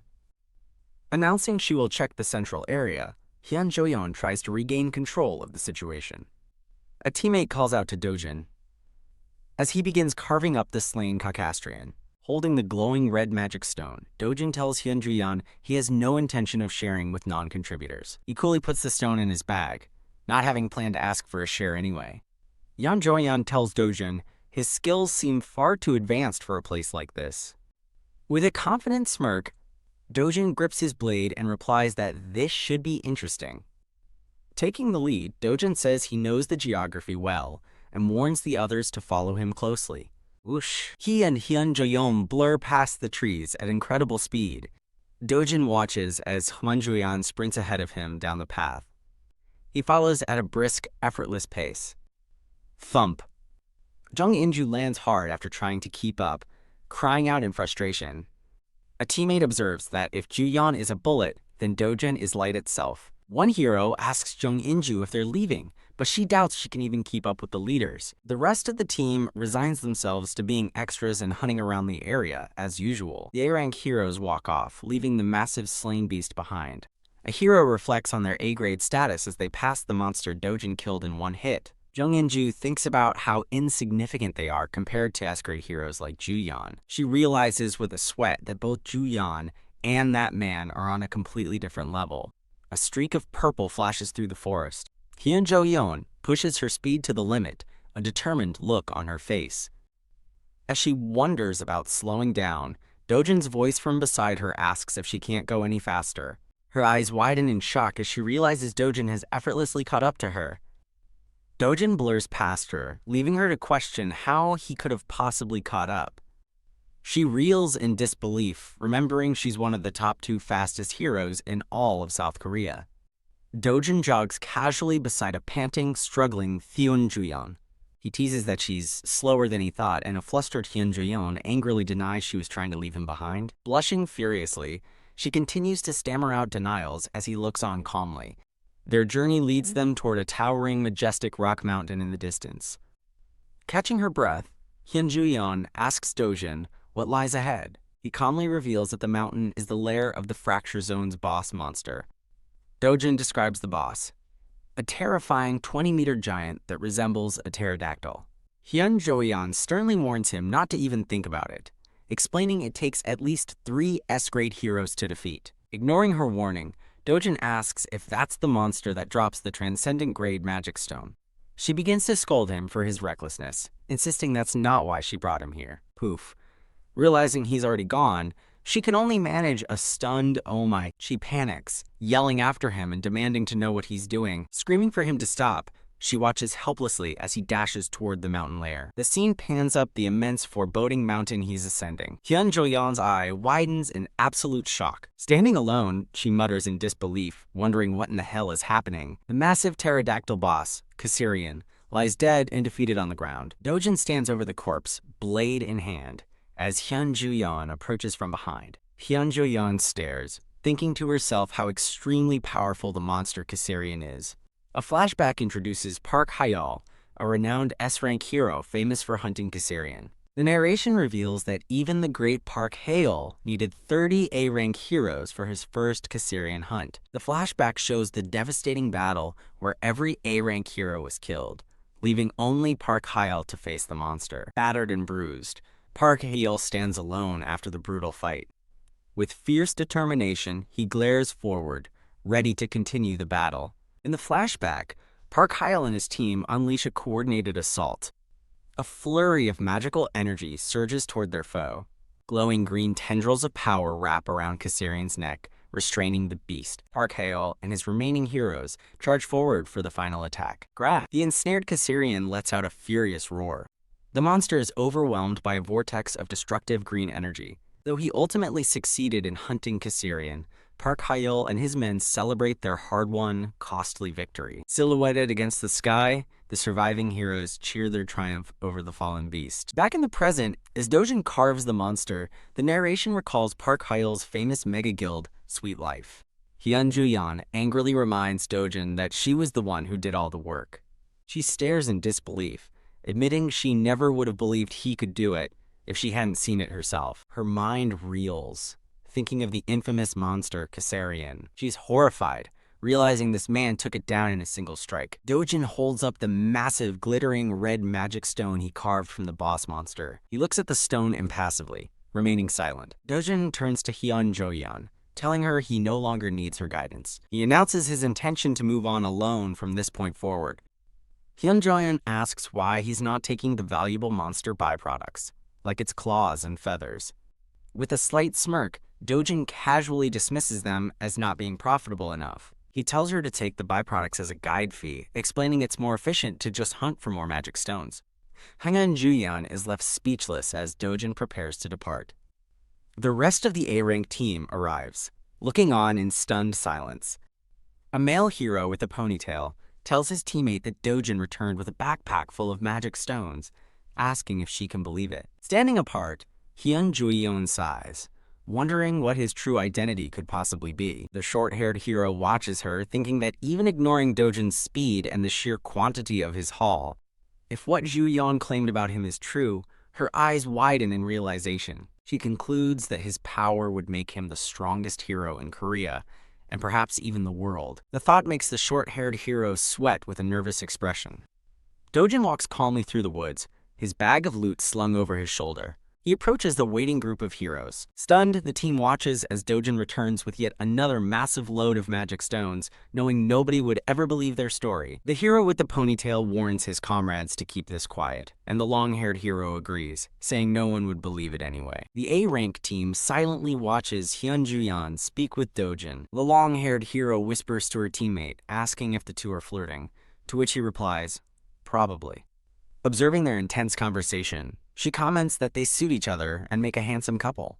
The short-haired hero disagrees, pointing out that calling it flirting isn't quite right. She notes how roughly Dojun is treating the S-rank hero, something she's never seen anyone do before. Dojun hands Hyunjuyeon a heavy bag of stones, catching her by surprise. He and Hyunjuyeon then walk off together, leaving the other heroes and the remaining bags behind. The short-haired hero asks if Dojun really left without a goodbye, and Hyunjuyeon confirms he did. The hero then asks why he left all the valuable backpacks behind. Hyunjuyeon recalls telling Dojun he would become famous for defeating Karserian. She explains he hated the idea of the spotlight, and told her to handle everything instead, leaving the hero utterly shocked. The short-haired hero can only wonder what kind of person he is. A flustered and blushing Hyunjuyeon looks down, lost in thought. The scene shifts to a bustling modern city. A streak of red energy flashes through the urban landscape. Park Hae-ol vents his frustration with a powerful, glowing punch. Crack! He smashes a training dummy with a single, furious blow. Park Hae-ol, S-rank guildmaster of Sweet Life, seethes over his current state. A man in a suit calmly advises his guildmaster to be patient, comparing him to a crouching frog ready to leap. The advisor claims enduring this humiliation will only increase Park Hae-ol's reputation in the long run. Park Hae-ol agrees, vowing to get revenge on those who underestimated him. The advisor smirks, reminding Park Hae-ol that no one is more of an expert on Karserian than him. He promises that Park Hae-ol will be famed for clearing the boss with a small team and might even get exclusive hunting rights. Park Hae-ol laughs boisterously, agreeing that no one knows the target like he does. His mood darkens as he admits his guild has significantly shrunk over the last 3 years. With a nervous sweat, he looks to his advisor for confirmation. The advisor lets out a wide, unsettling grin in response. The scene shifts to the exterior of the large BHY gymnasium building. An official-looking document displays a photograph and information about Dojun. S-rank hero Kang Young-pyo, cousin of Kang Chi Wu, examines the file on Dojun. Kang Young-pyo recounts how his cousin Kang Chi Wu attempted to kill Dojun by throwing him into a gate. An associate confirms that Dojun not only survived the assassination attempt, but also awakened his powers inside the gate. The associate reveals their client is Hong Hee-ju, a director at T Group and daughter of W Group. He details Dojun's past as Hong Hee-ju's illegitimate son, who was cast out after she had her own child. Kang Young-pyo sneers, remarking that chaebol families have no regard for such family ties. Putting his hand in his pocket, he casually asks how much his cousin was paid for the failed hit. Told it was only 3 billion won, Kang Young-pyo expresses his surprise at the low price. The associate reports that Chi Wu was left brutally beaten, covered in burns, blind, and barely clinging to life. As he lines up a golf shot, Kang Young-pyo calls his unseen new target a vicious bastard. He licks his lips with a menacing, predatory glare. His subordinate hesitates before adding another detail about the incident. He reveals a rumor that S-rank hero Hyunjuyeon was there and helped Seo Dojun. Stunned, Kang Young-pyo demands to know why she would possibly help a target like Dojun. The subordinate admits he doesn't know why, but her testimony to the police got the case closed quietly. Enraged, Kang Young-pyo grabs his subordinate and demands he uncover their relationship, certain a deal was made. The terrified subordinate quickly agrees to investigate immediately. Kang Young-pyo's hand tightens around the grip of his golf club. T-esque. He smashes the golf ball to pieces in a fit of rage. He smirks, predicting that Hong Hee-ju will soon hire him to finish what the idiot Chi Wu couldn't. He licks his lips again, thinking a chaebol lady like her must have plenty of cash for the job. The scene shifts to a quiet residential street at night, with a modern house under the moonlight. Dojun walks calmly along the street. Back in the city, he reflects on his hunt, concluding that the rift is a much more efficient place to grow stronger than gates. However, he realizes he will still need Hyunjuyeon's help to get back into the rift zone. Contemplating selling Karserian's mana stones, he decides against it to avoid the media storm it would create. He recalls Hyunjuyeon, asking about his goals, offering not to stand in his way if he sought fame. He remembers giving her a bag, finalizing their previous arrangement. He resolves to find another way into the Rift Zone on his own. Deciding to rest first, he heads for the new house Hwang Changsep arranged for him. Arriving at the entrance, he's puzzled by the sight of several unfamiliar pairs of shoes. As he opens the door, a young woman's voice eagerly calls out to him. Inside, he's met by a strange group: a young girl, an old woman, a stoic blonde man, and several men in suits. The blonde man watches Dojun's arrival with a cold, serious expression.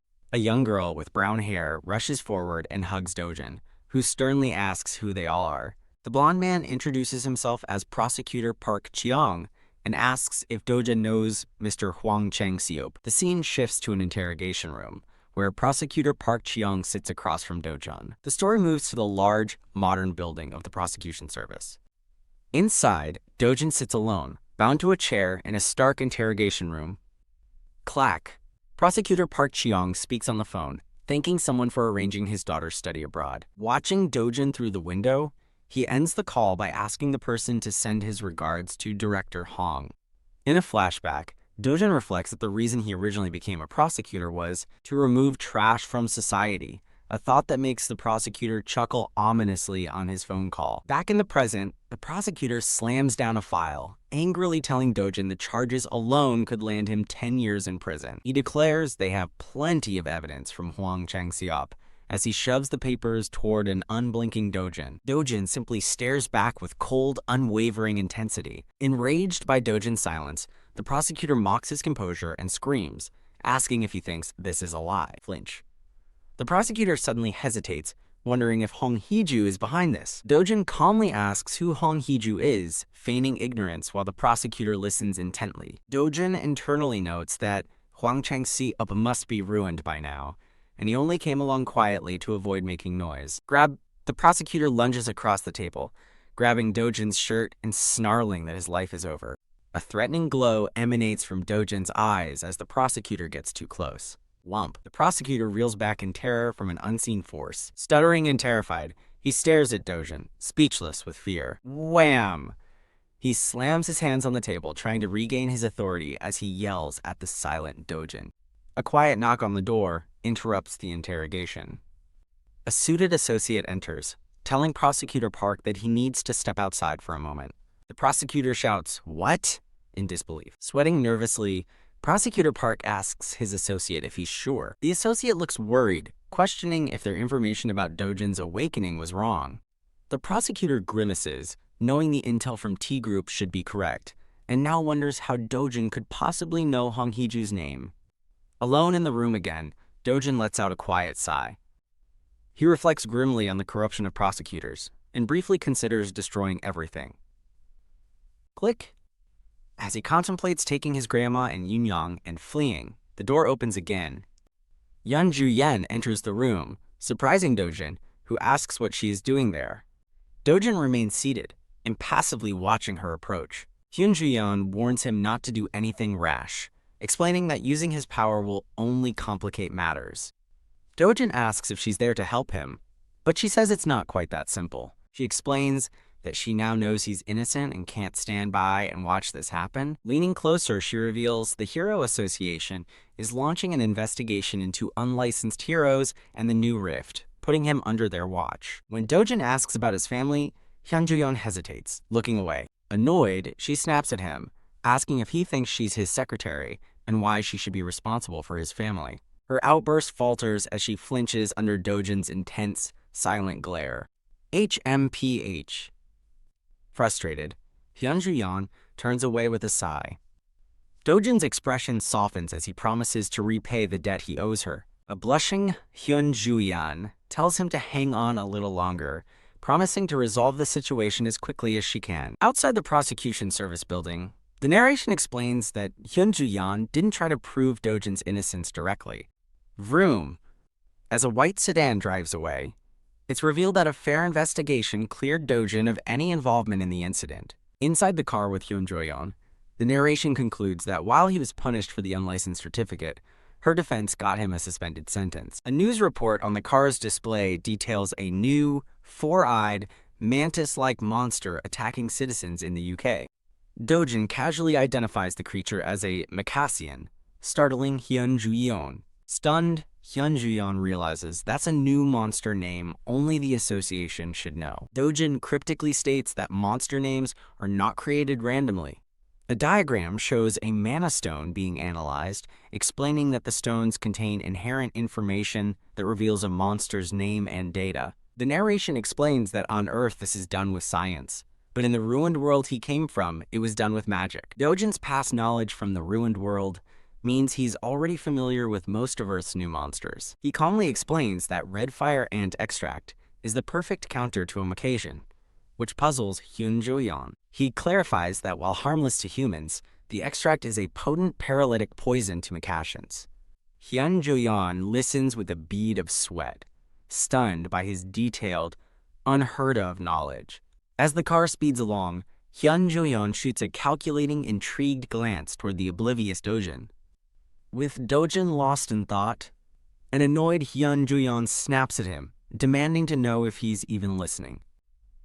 Dojun's eyes flare with cold intensity as he internally contemplates the consequences of killing Hong Hee-ju. The scene shifts to Hong Hee-ju, who nervously bites her nail in a state of shock. Her bald subordinate stands before her desk, having just finished delivering a report on the situation. Still agitated, Hong Hee-ju mutters to herself, unable to understand why Hyun Ju-yeon is involved with Dojun. The subordinate admits their relationship is a complete mystery, as is how they even met.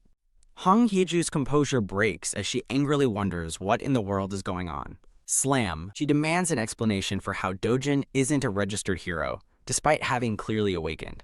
Her subordinate nervously speculates that Dojun might possess a rare ability that can fool hero detection equipment.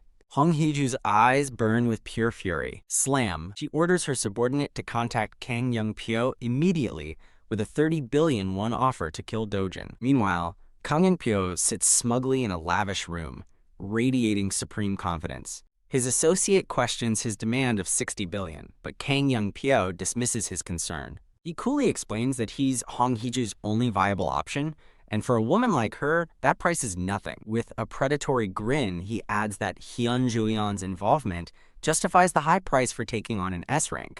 His associate grows pale, reminding him that Hyun Ju-yeon is an incredibly dangerous opponent.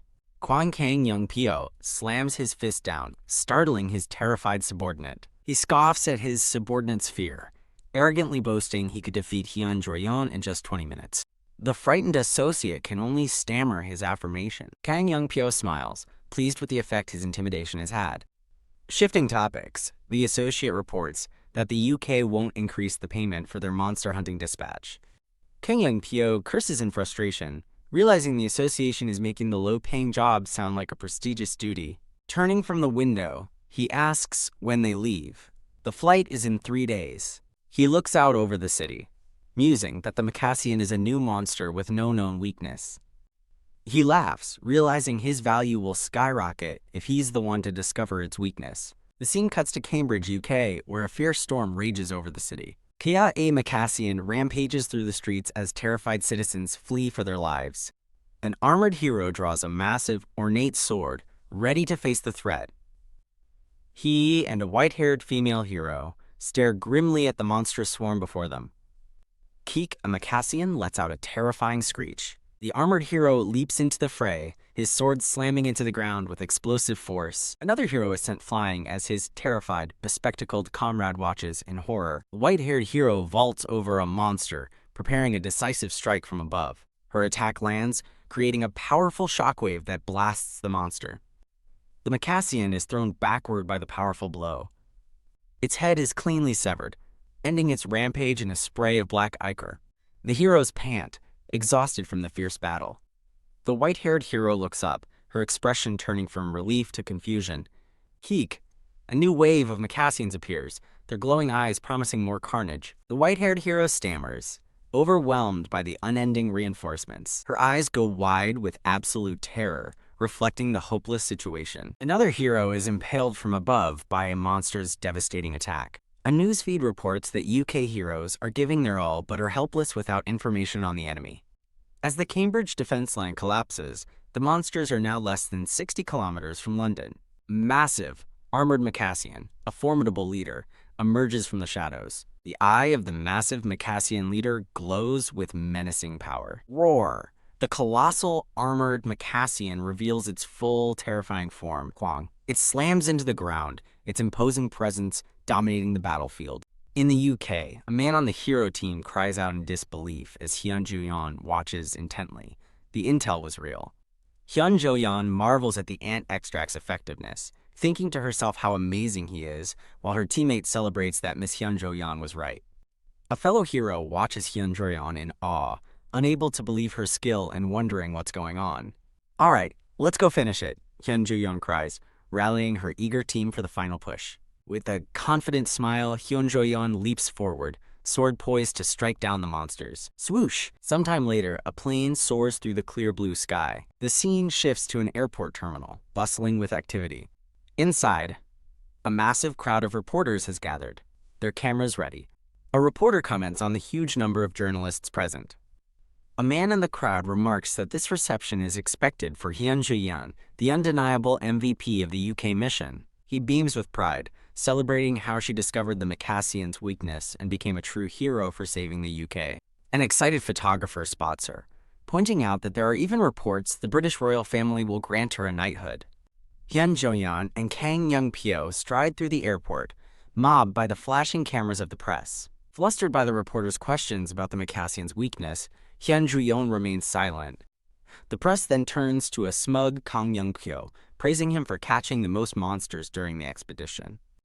A news anchor reports on the triumphant return of the hero party, crediting Korea's proud efforts for saving the UK. The broadcast explains that the key to victory was spraying red flower ant extract into the air. Watching the news report on a massive public screen, a hooded figure stands silently in the crowd. The broadcast shows a close-up of Kang Young-pyo, smiling for the cameras. The hooded figure's eye glows with fury as he recognizes Kang Young-pyo. Later, in a quiet cafe, someone sets down a few gift bags. The bags are presented as a gift. Dojun looks up from his mug, questioning the present. Hyun Jo-yeon smiles, explaining the gift is for him, Seo Dojun. As Dojun reaches for the bag, she tells him he can check its contents at home. He peeks inside anyway, noting the expensive-looking outfit. She explains it's a token of her gratitude, admitting that thanks to him, she became a hero. Dojun acknowledges that he received her help as well, and even offers to buy her a car if she needs one. Hyun Jo-yeon asks if he'll ever tell her how he knew the weakness, but Dojun deflects, asking why he should have to answer. She moves on, asking what his plan is now. Internally, Hyun Jo-yeon worries that if he targets Hong Hee-ju or Kang Young-pyo, the situation will escalate beyond her control. Dojun contemplates his next move, imagining a worried Hyun Jo-yeon. The scene shifts as a realtor asks Dojun if he's renting his current residence. Elsewhere, under a starry sky, a woman giggles playfully. At a lavish nighttime party, several women enjoy themselves in a pool. Kang Young-pyo relaxes in the pool with two women, sipping wine. He watches one of the women, thinking to himself that she seems subtly different than before. His eyes narrow with suspicion as he ponders how she knew the Macassian's weakness and why she's hiding the truth. On a flight, Hyun Jo-yeon thinks about Dojun when Kang Young-pyo interrupts, asking what she means. He confronts her, asking why she would get a prosecutor in trouble just to help Dojun, and if she was there when he wrecked Kang Chi Wu. Hyun Jo-yeon coolly retorts that Kang Chi Wu started the fight and failed in his gate contract killing attempt. Huh! Kang Young-pyo scoffs, thinking that Chi Wu was a chump who deserved to get killed for being so foolish. He glares at her, revealing that Chi Wu is his cousin and now he has a reason to take revenge on Seo Dojun. The two heroes lock eyes in a silent, tense standoff. Hyun Jo-yeon leans back and closes her eyes, telling him to do as he likes as she's not getting involved. Huh? Kang Young-pyo is taken aback, wondering if her relationship with Dojun isn't as close as he assumed. Feigning sleep, Hyun Jo-yeon decides there's no need for her to step in. Kang Young-pyo pours a drink, recalling Hyun Jo-yeon's words about not needing to step in. Taking a sip, he concludes with conviction that Seo Dojun is definitely hiding something. The scene shifts to a European city, where a malevolent red rift hovers over an area devastated by monsters.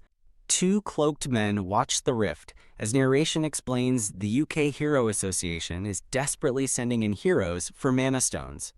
The mustache guard laments their situation, wishing they had the red flower ant extract. His companion agrees, noting the mana stones they could have gathered if they had stopped the wave earlier. He adds that a different monster is expected for the second wave, as the rift can no longer become a gate. Suddenly, the mustached guard stops, sensing something, and his confused companion asks what's wrong. He felt someone emerge from the rift, wondering if a raid party is already out after only 5 hours. His partner dismisses it, telling him to focus on guard duty before civilians show up looking for mana stones. Crackle! The rift flashes violently as the two guards stare up in shock. A shadowy, powerful figure emerges from the rift's energy. One guard panics, realizing the figure isn't a hero, and frantically tells his partner to call HQ. Zap! The two guards are suddenly immobilized by mysterious green rings. They are tossed around helplessly by an unseen force, crying out in confusion and fear. Damn it! One guard yells, throwing daggers that are effortlessly deflected before him. Dojun stands revealed, blocking the attack with a simple energy shield. With a cold glare, Dojun looks down on the guards and dismisses their efforts as too weak. Wham! His fist glows with crackling green energy. Pow! He brutally strikes down the guards, who cry out in agony. A demonic, shadowy hand materializes, reaching forward. The hand seizes a phone, which crackles with dark energy. The phone's screen displays a fluctuating percentage, settling at 19.26%. Dojun's shadowy form observes the number, dissatisfied that he still hasn't reached even 20%. Standing over the unconscious guards, he decides he must first raise the area's mana concentration. One of the defeated men weakly asks, "Who?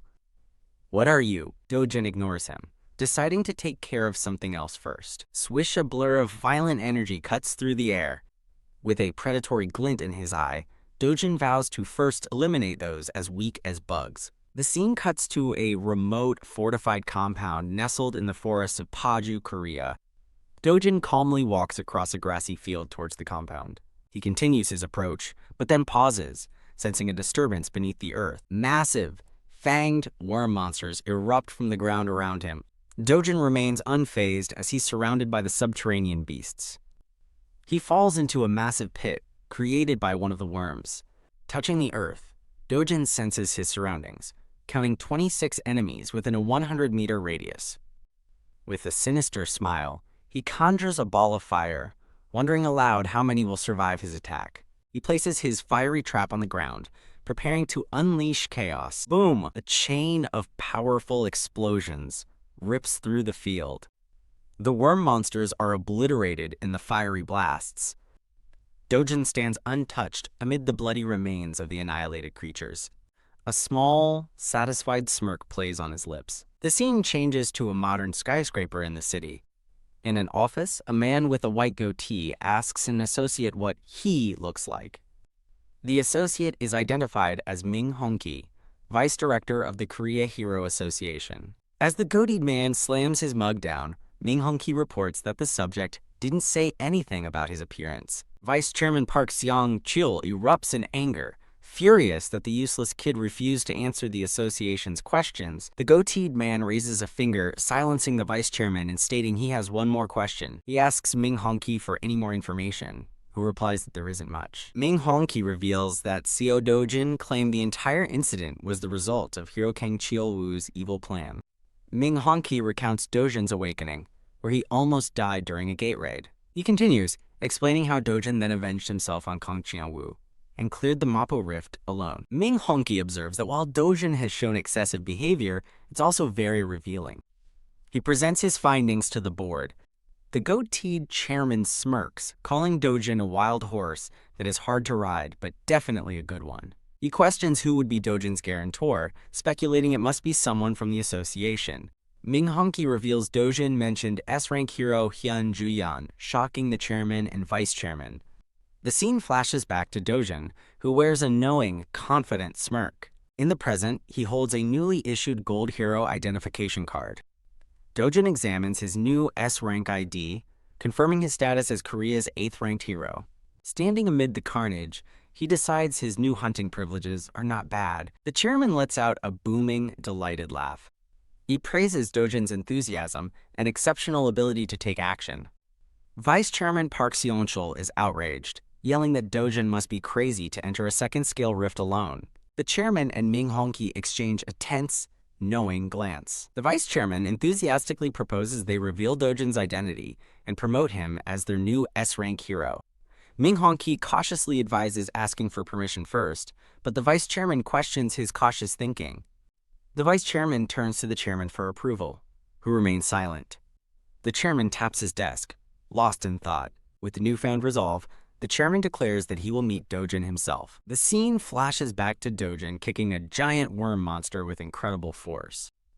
Unfazed, he stands ready as a horde of fanged monsters surrounds him. His eyes glow with power as he faces the monstrous swarm. He channels intense fire into his hand. With a single fiery chop, he slices a worm monster clean in two. An immense pillar of flame erupts, incinerating the beasts. Dojun lands gracefully, his attack complete. The battlefield is torn apart by his overwhelming power. He stands victorious atop a mountain of slain monsters. Fuel. He exhales as the last embers of his power fade into the sky. He reflects that the attack consumed a huge amount of his mana. With determination, he declares, "I need a weapon!" His search leads him to the Gasan Hero Complex. He arrives at a traditional-looking weapon shop. As he enters, an employee asks for the name on his reservation. Dojun places a bag on the counter, wanting a weapon made from its contents. The employee, a man with a top knot, dismisses him, saying the shop is for reservations only. Dojun calls him out, pointing out that he was the one who took the phone call, but refused to take any reservations. The employee insists they're fully booked and tells Dojun to leave. Dojun violently grabs him by the collar. "Are you the boss?" Dojun demands, as the startled man yells in protest. Leaning in, Dojun explains he came because he heard the place was good. The employee stares back nervously, intimidated by Dojun's presence. He frantically calls for his father, saying a customer is here to see him. The hero weapon craftsman, Choi Cheokwan, appears and asks who introduced Dojun. Dojun meets his gaze with a serious expression. Choi Cheokwan and his son react with utter shock. "Did Juyan really tell you to come here?" Choi Cheokwan asks in disbelief.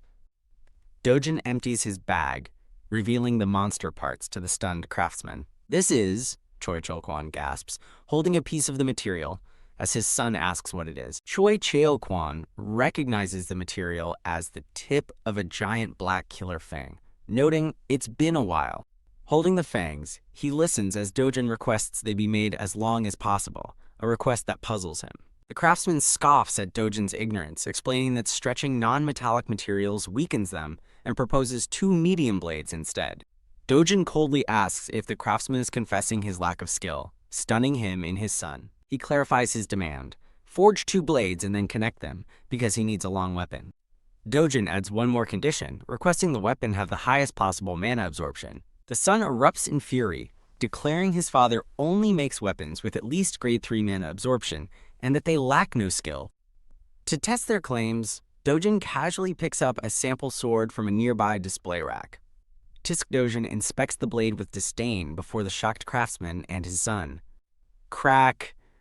The 2 weapon makers watch in horror as Dojun's hand clenches around the hilt. With a sharp crack, he shatters the sword's pommel with his bare hand. The craftsman and his son are left speechless by his overwhelming strength. Dojun glares at them, his fist still clenched around the ruined sword hilt. The 3 men are locked in a tense, silent confrontation in the middle of the shop. The scene flashes back to a forest, where a horned cyclops lets out a furious roar.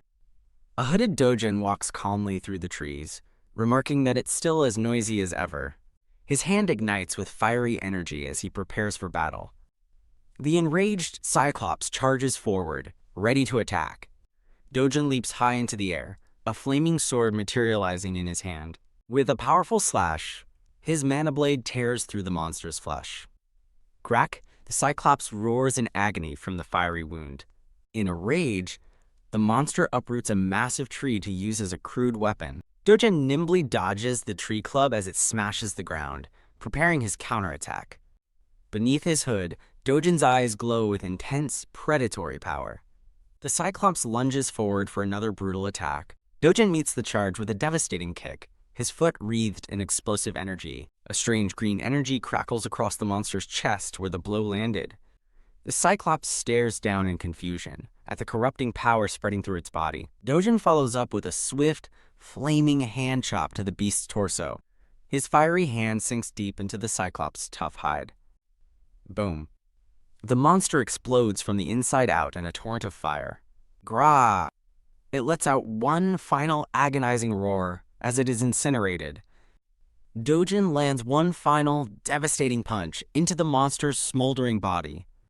He leaps back as the massive, defeated Cyclops collapses. As the embers on his hand fade, Dojun reflects on the difficulty of maintaining a mana sword for long periods. Back in the present, Dojun retrieves a large, sealed container from his bag. He places the heavy container, filled with a viscous red fluid, onto the blood-spattered bag. He reveals that to meet their needs, he hunted a Cyclops, showing its preserved head floating in the container. He pushes the container filled with Cyclops' blood toward the stunned son. The son asks what it is, and Dojun tells him to show his father, explaining it will let him connect the two black killer fangs. As Dojun turns to leave, the son shouts after him, demanding to at least know what the mysterious substance is. Walking through the city at night, Dojun muses that while he has the materials, he still needs that to enhance mana absorption. With grim determination, he decides there is only one place on Earth to get what he needs. The scene shifts to a lavish hotel where people are enjoying a poolside party. A phone vibrates on a table, the screen lighting up with an incoming call from Seo Dojun. Yeon answers the call with a curt, "What?" Clearly annoyed by the interruption, she lifts her sunglasses to glare at her phone.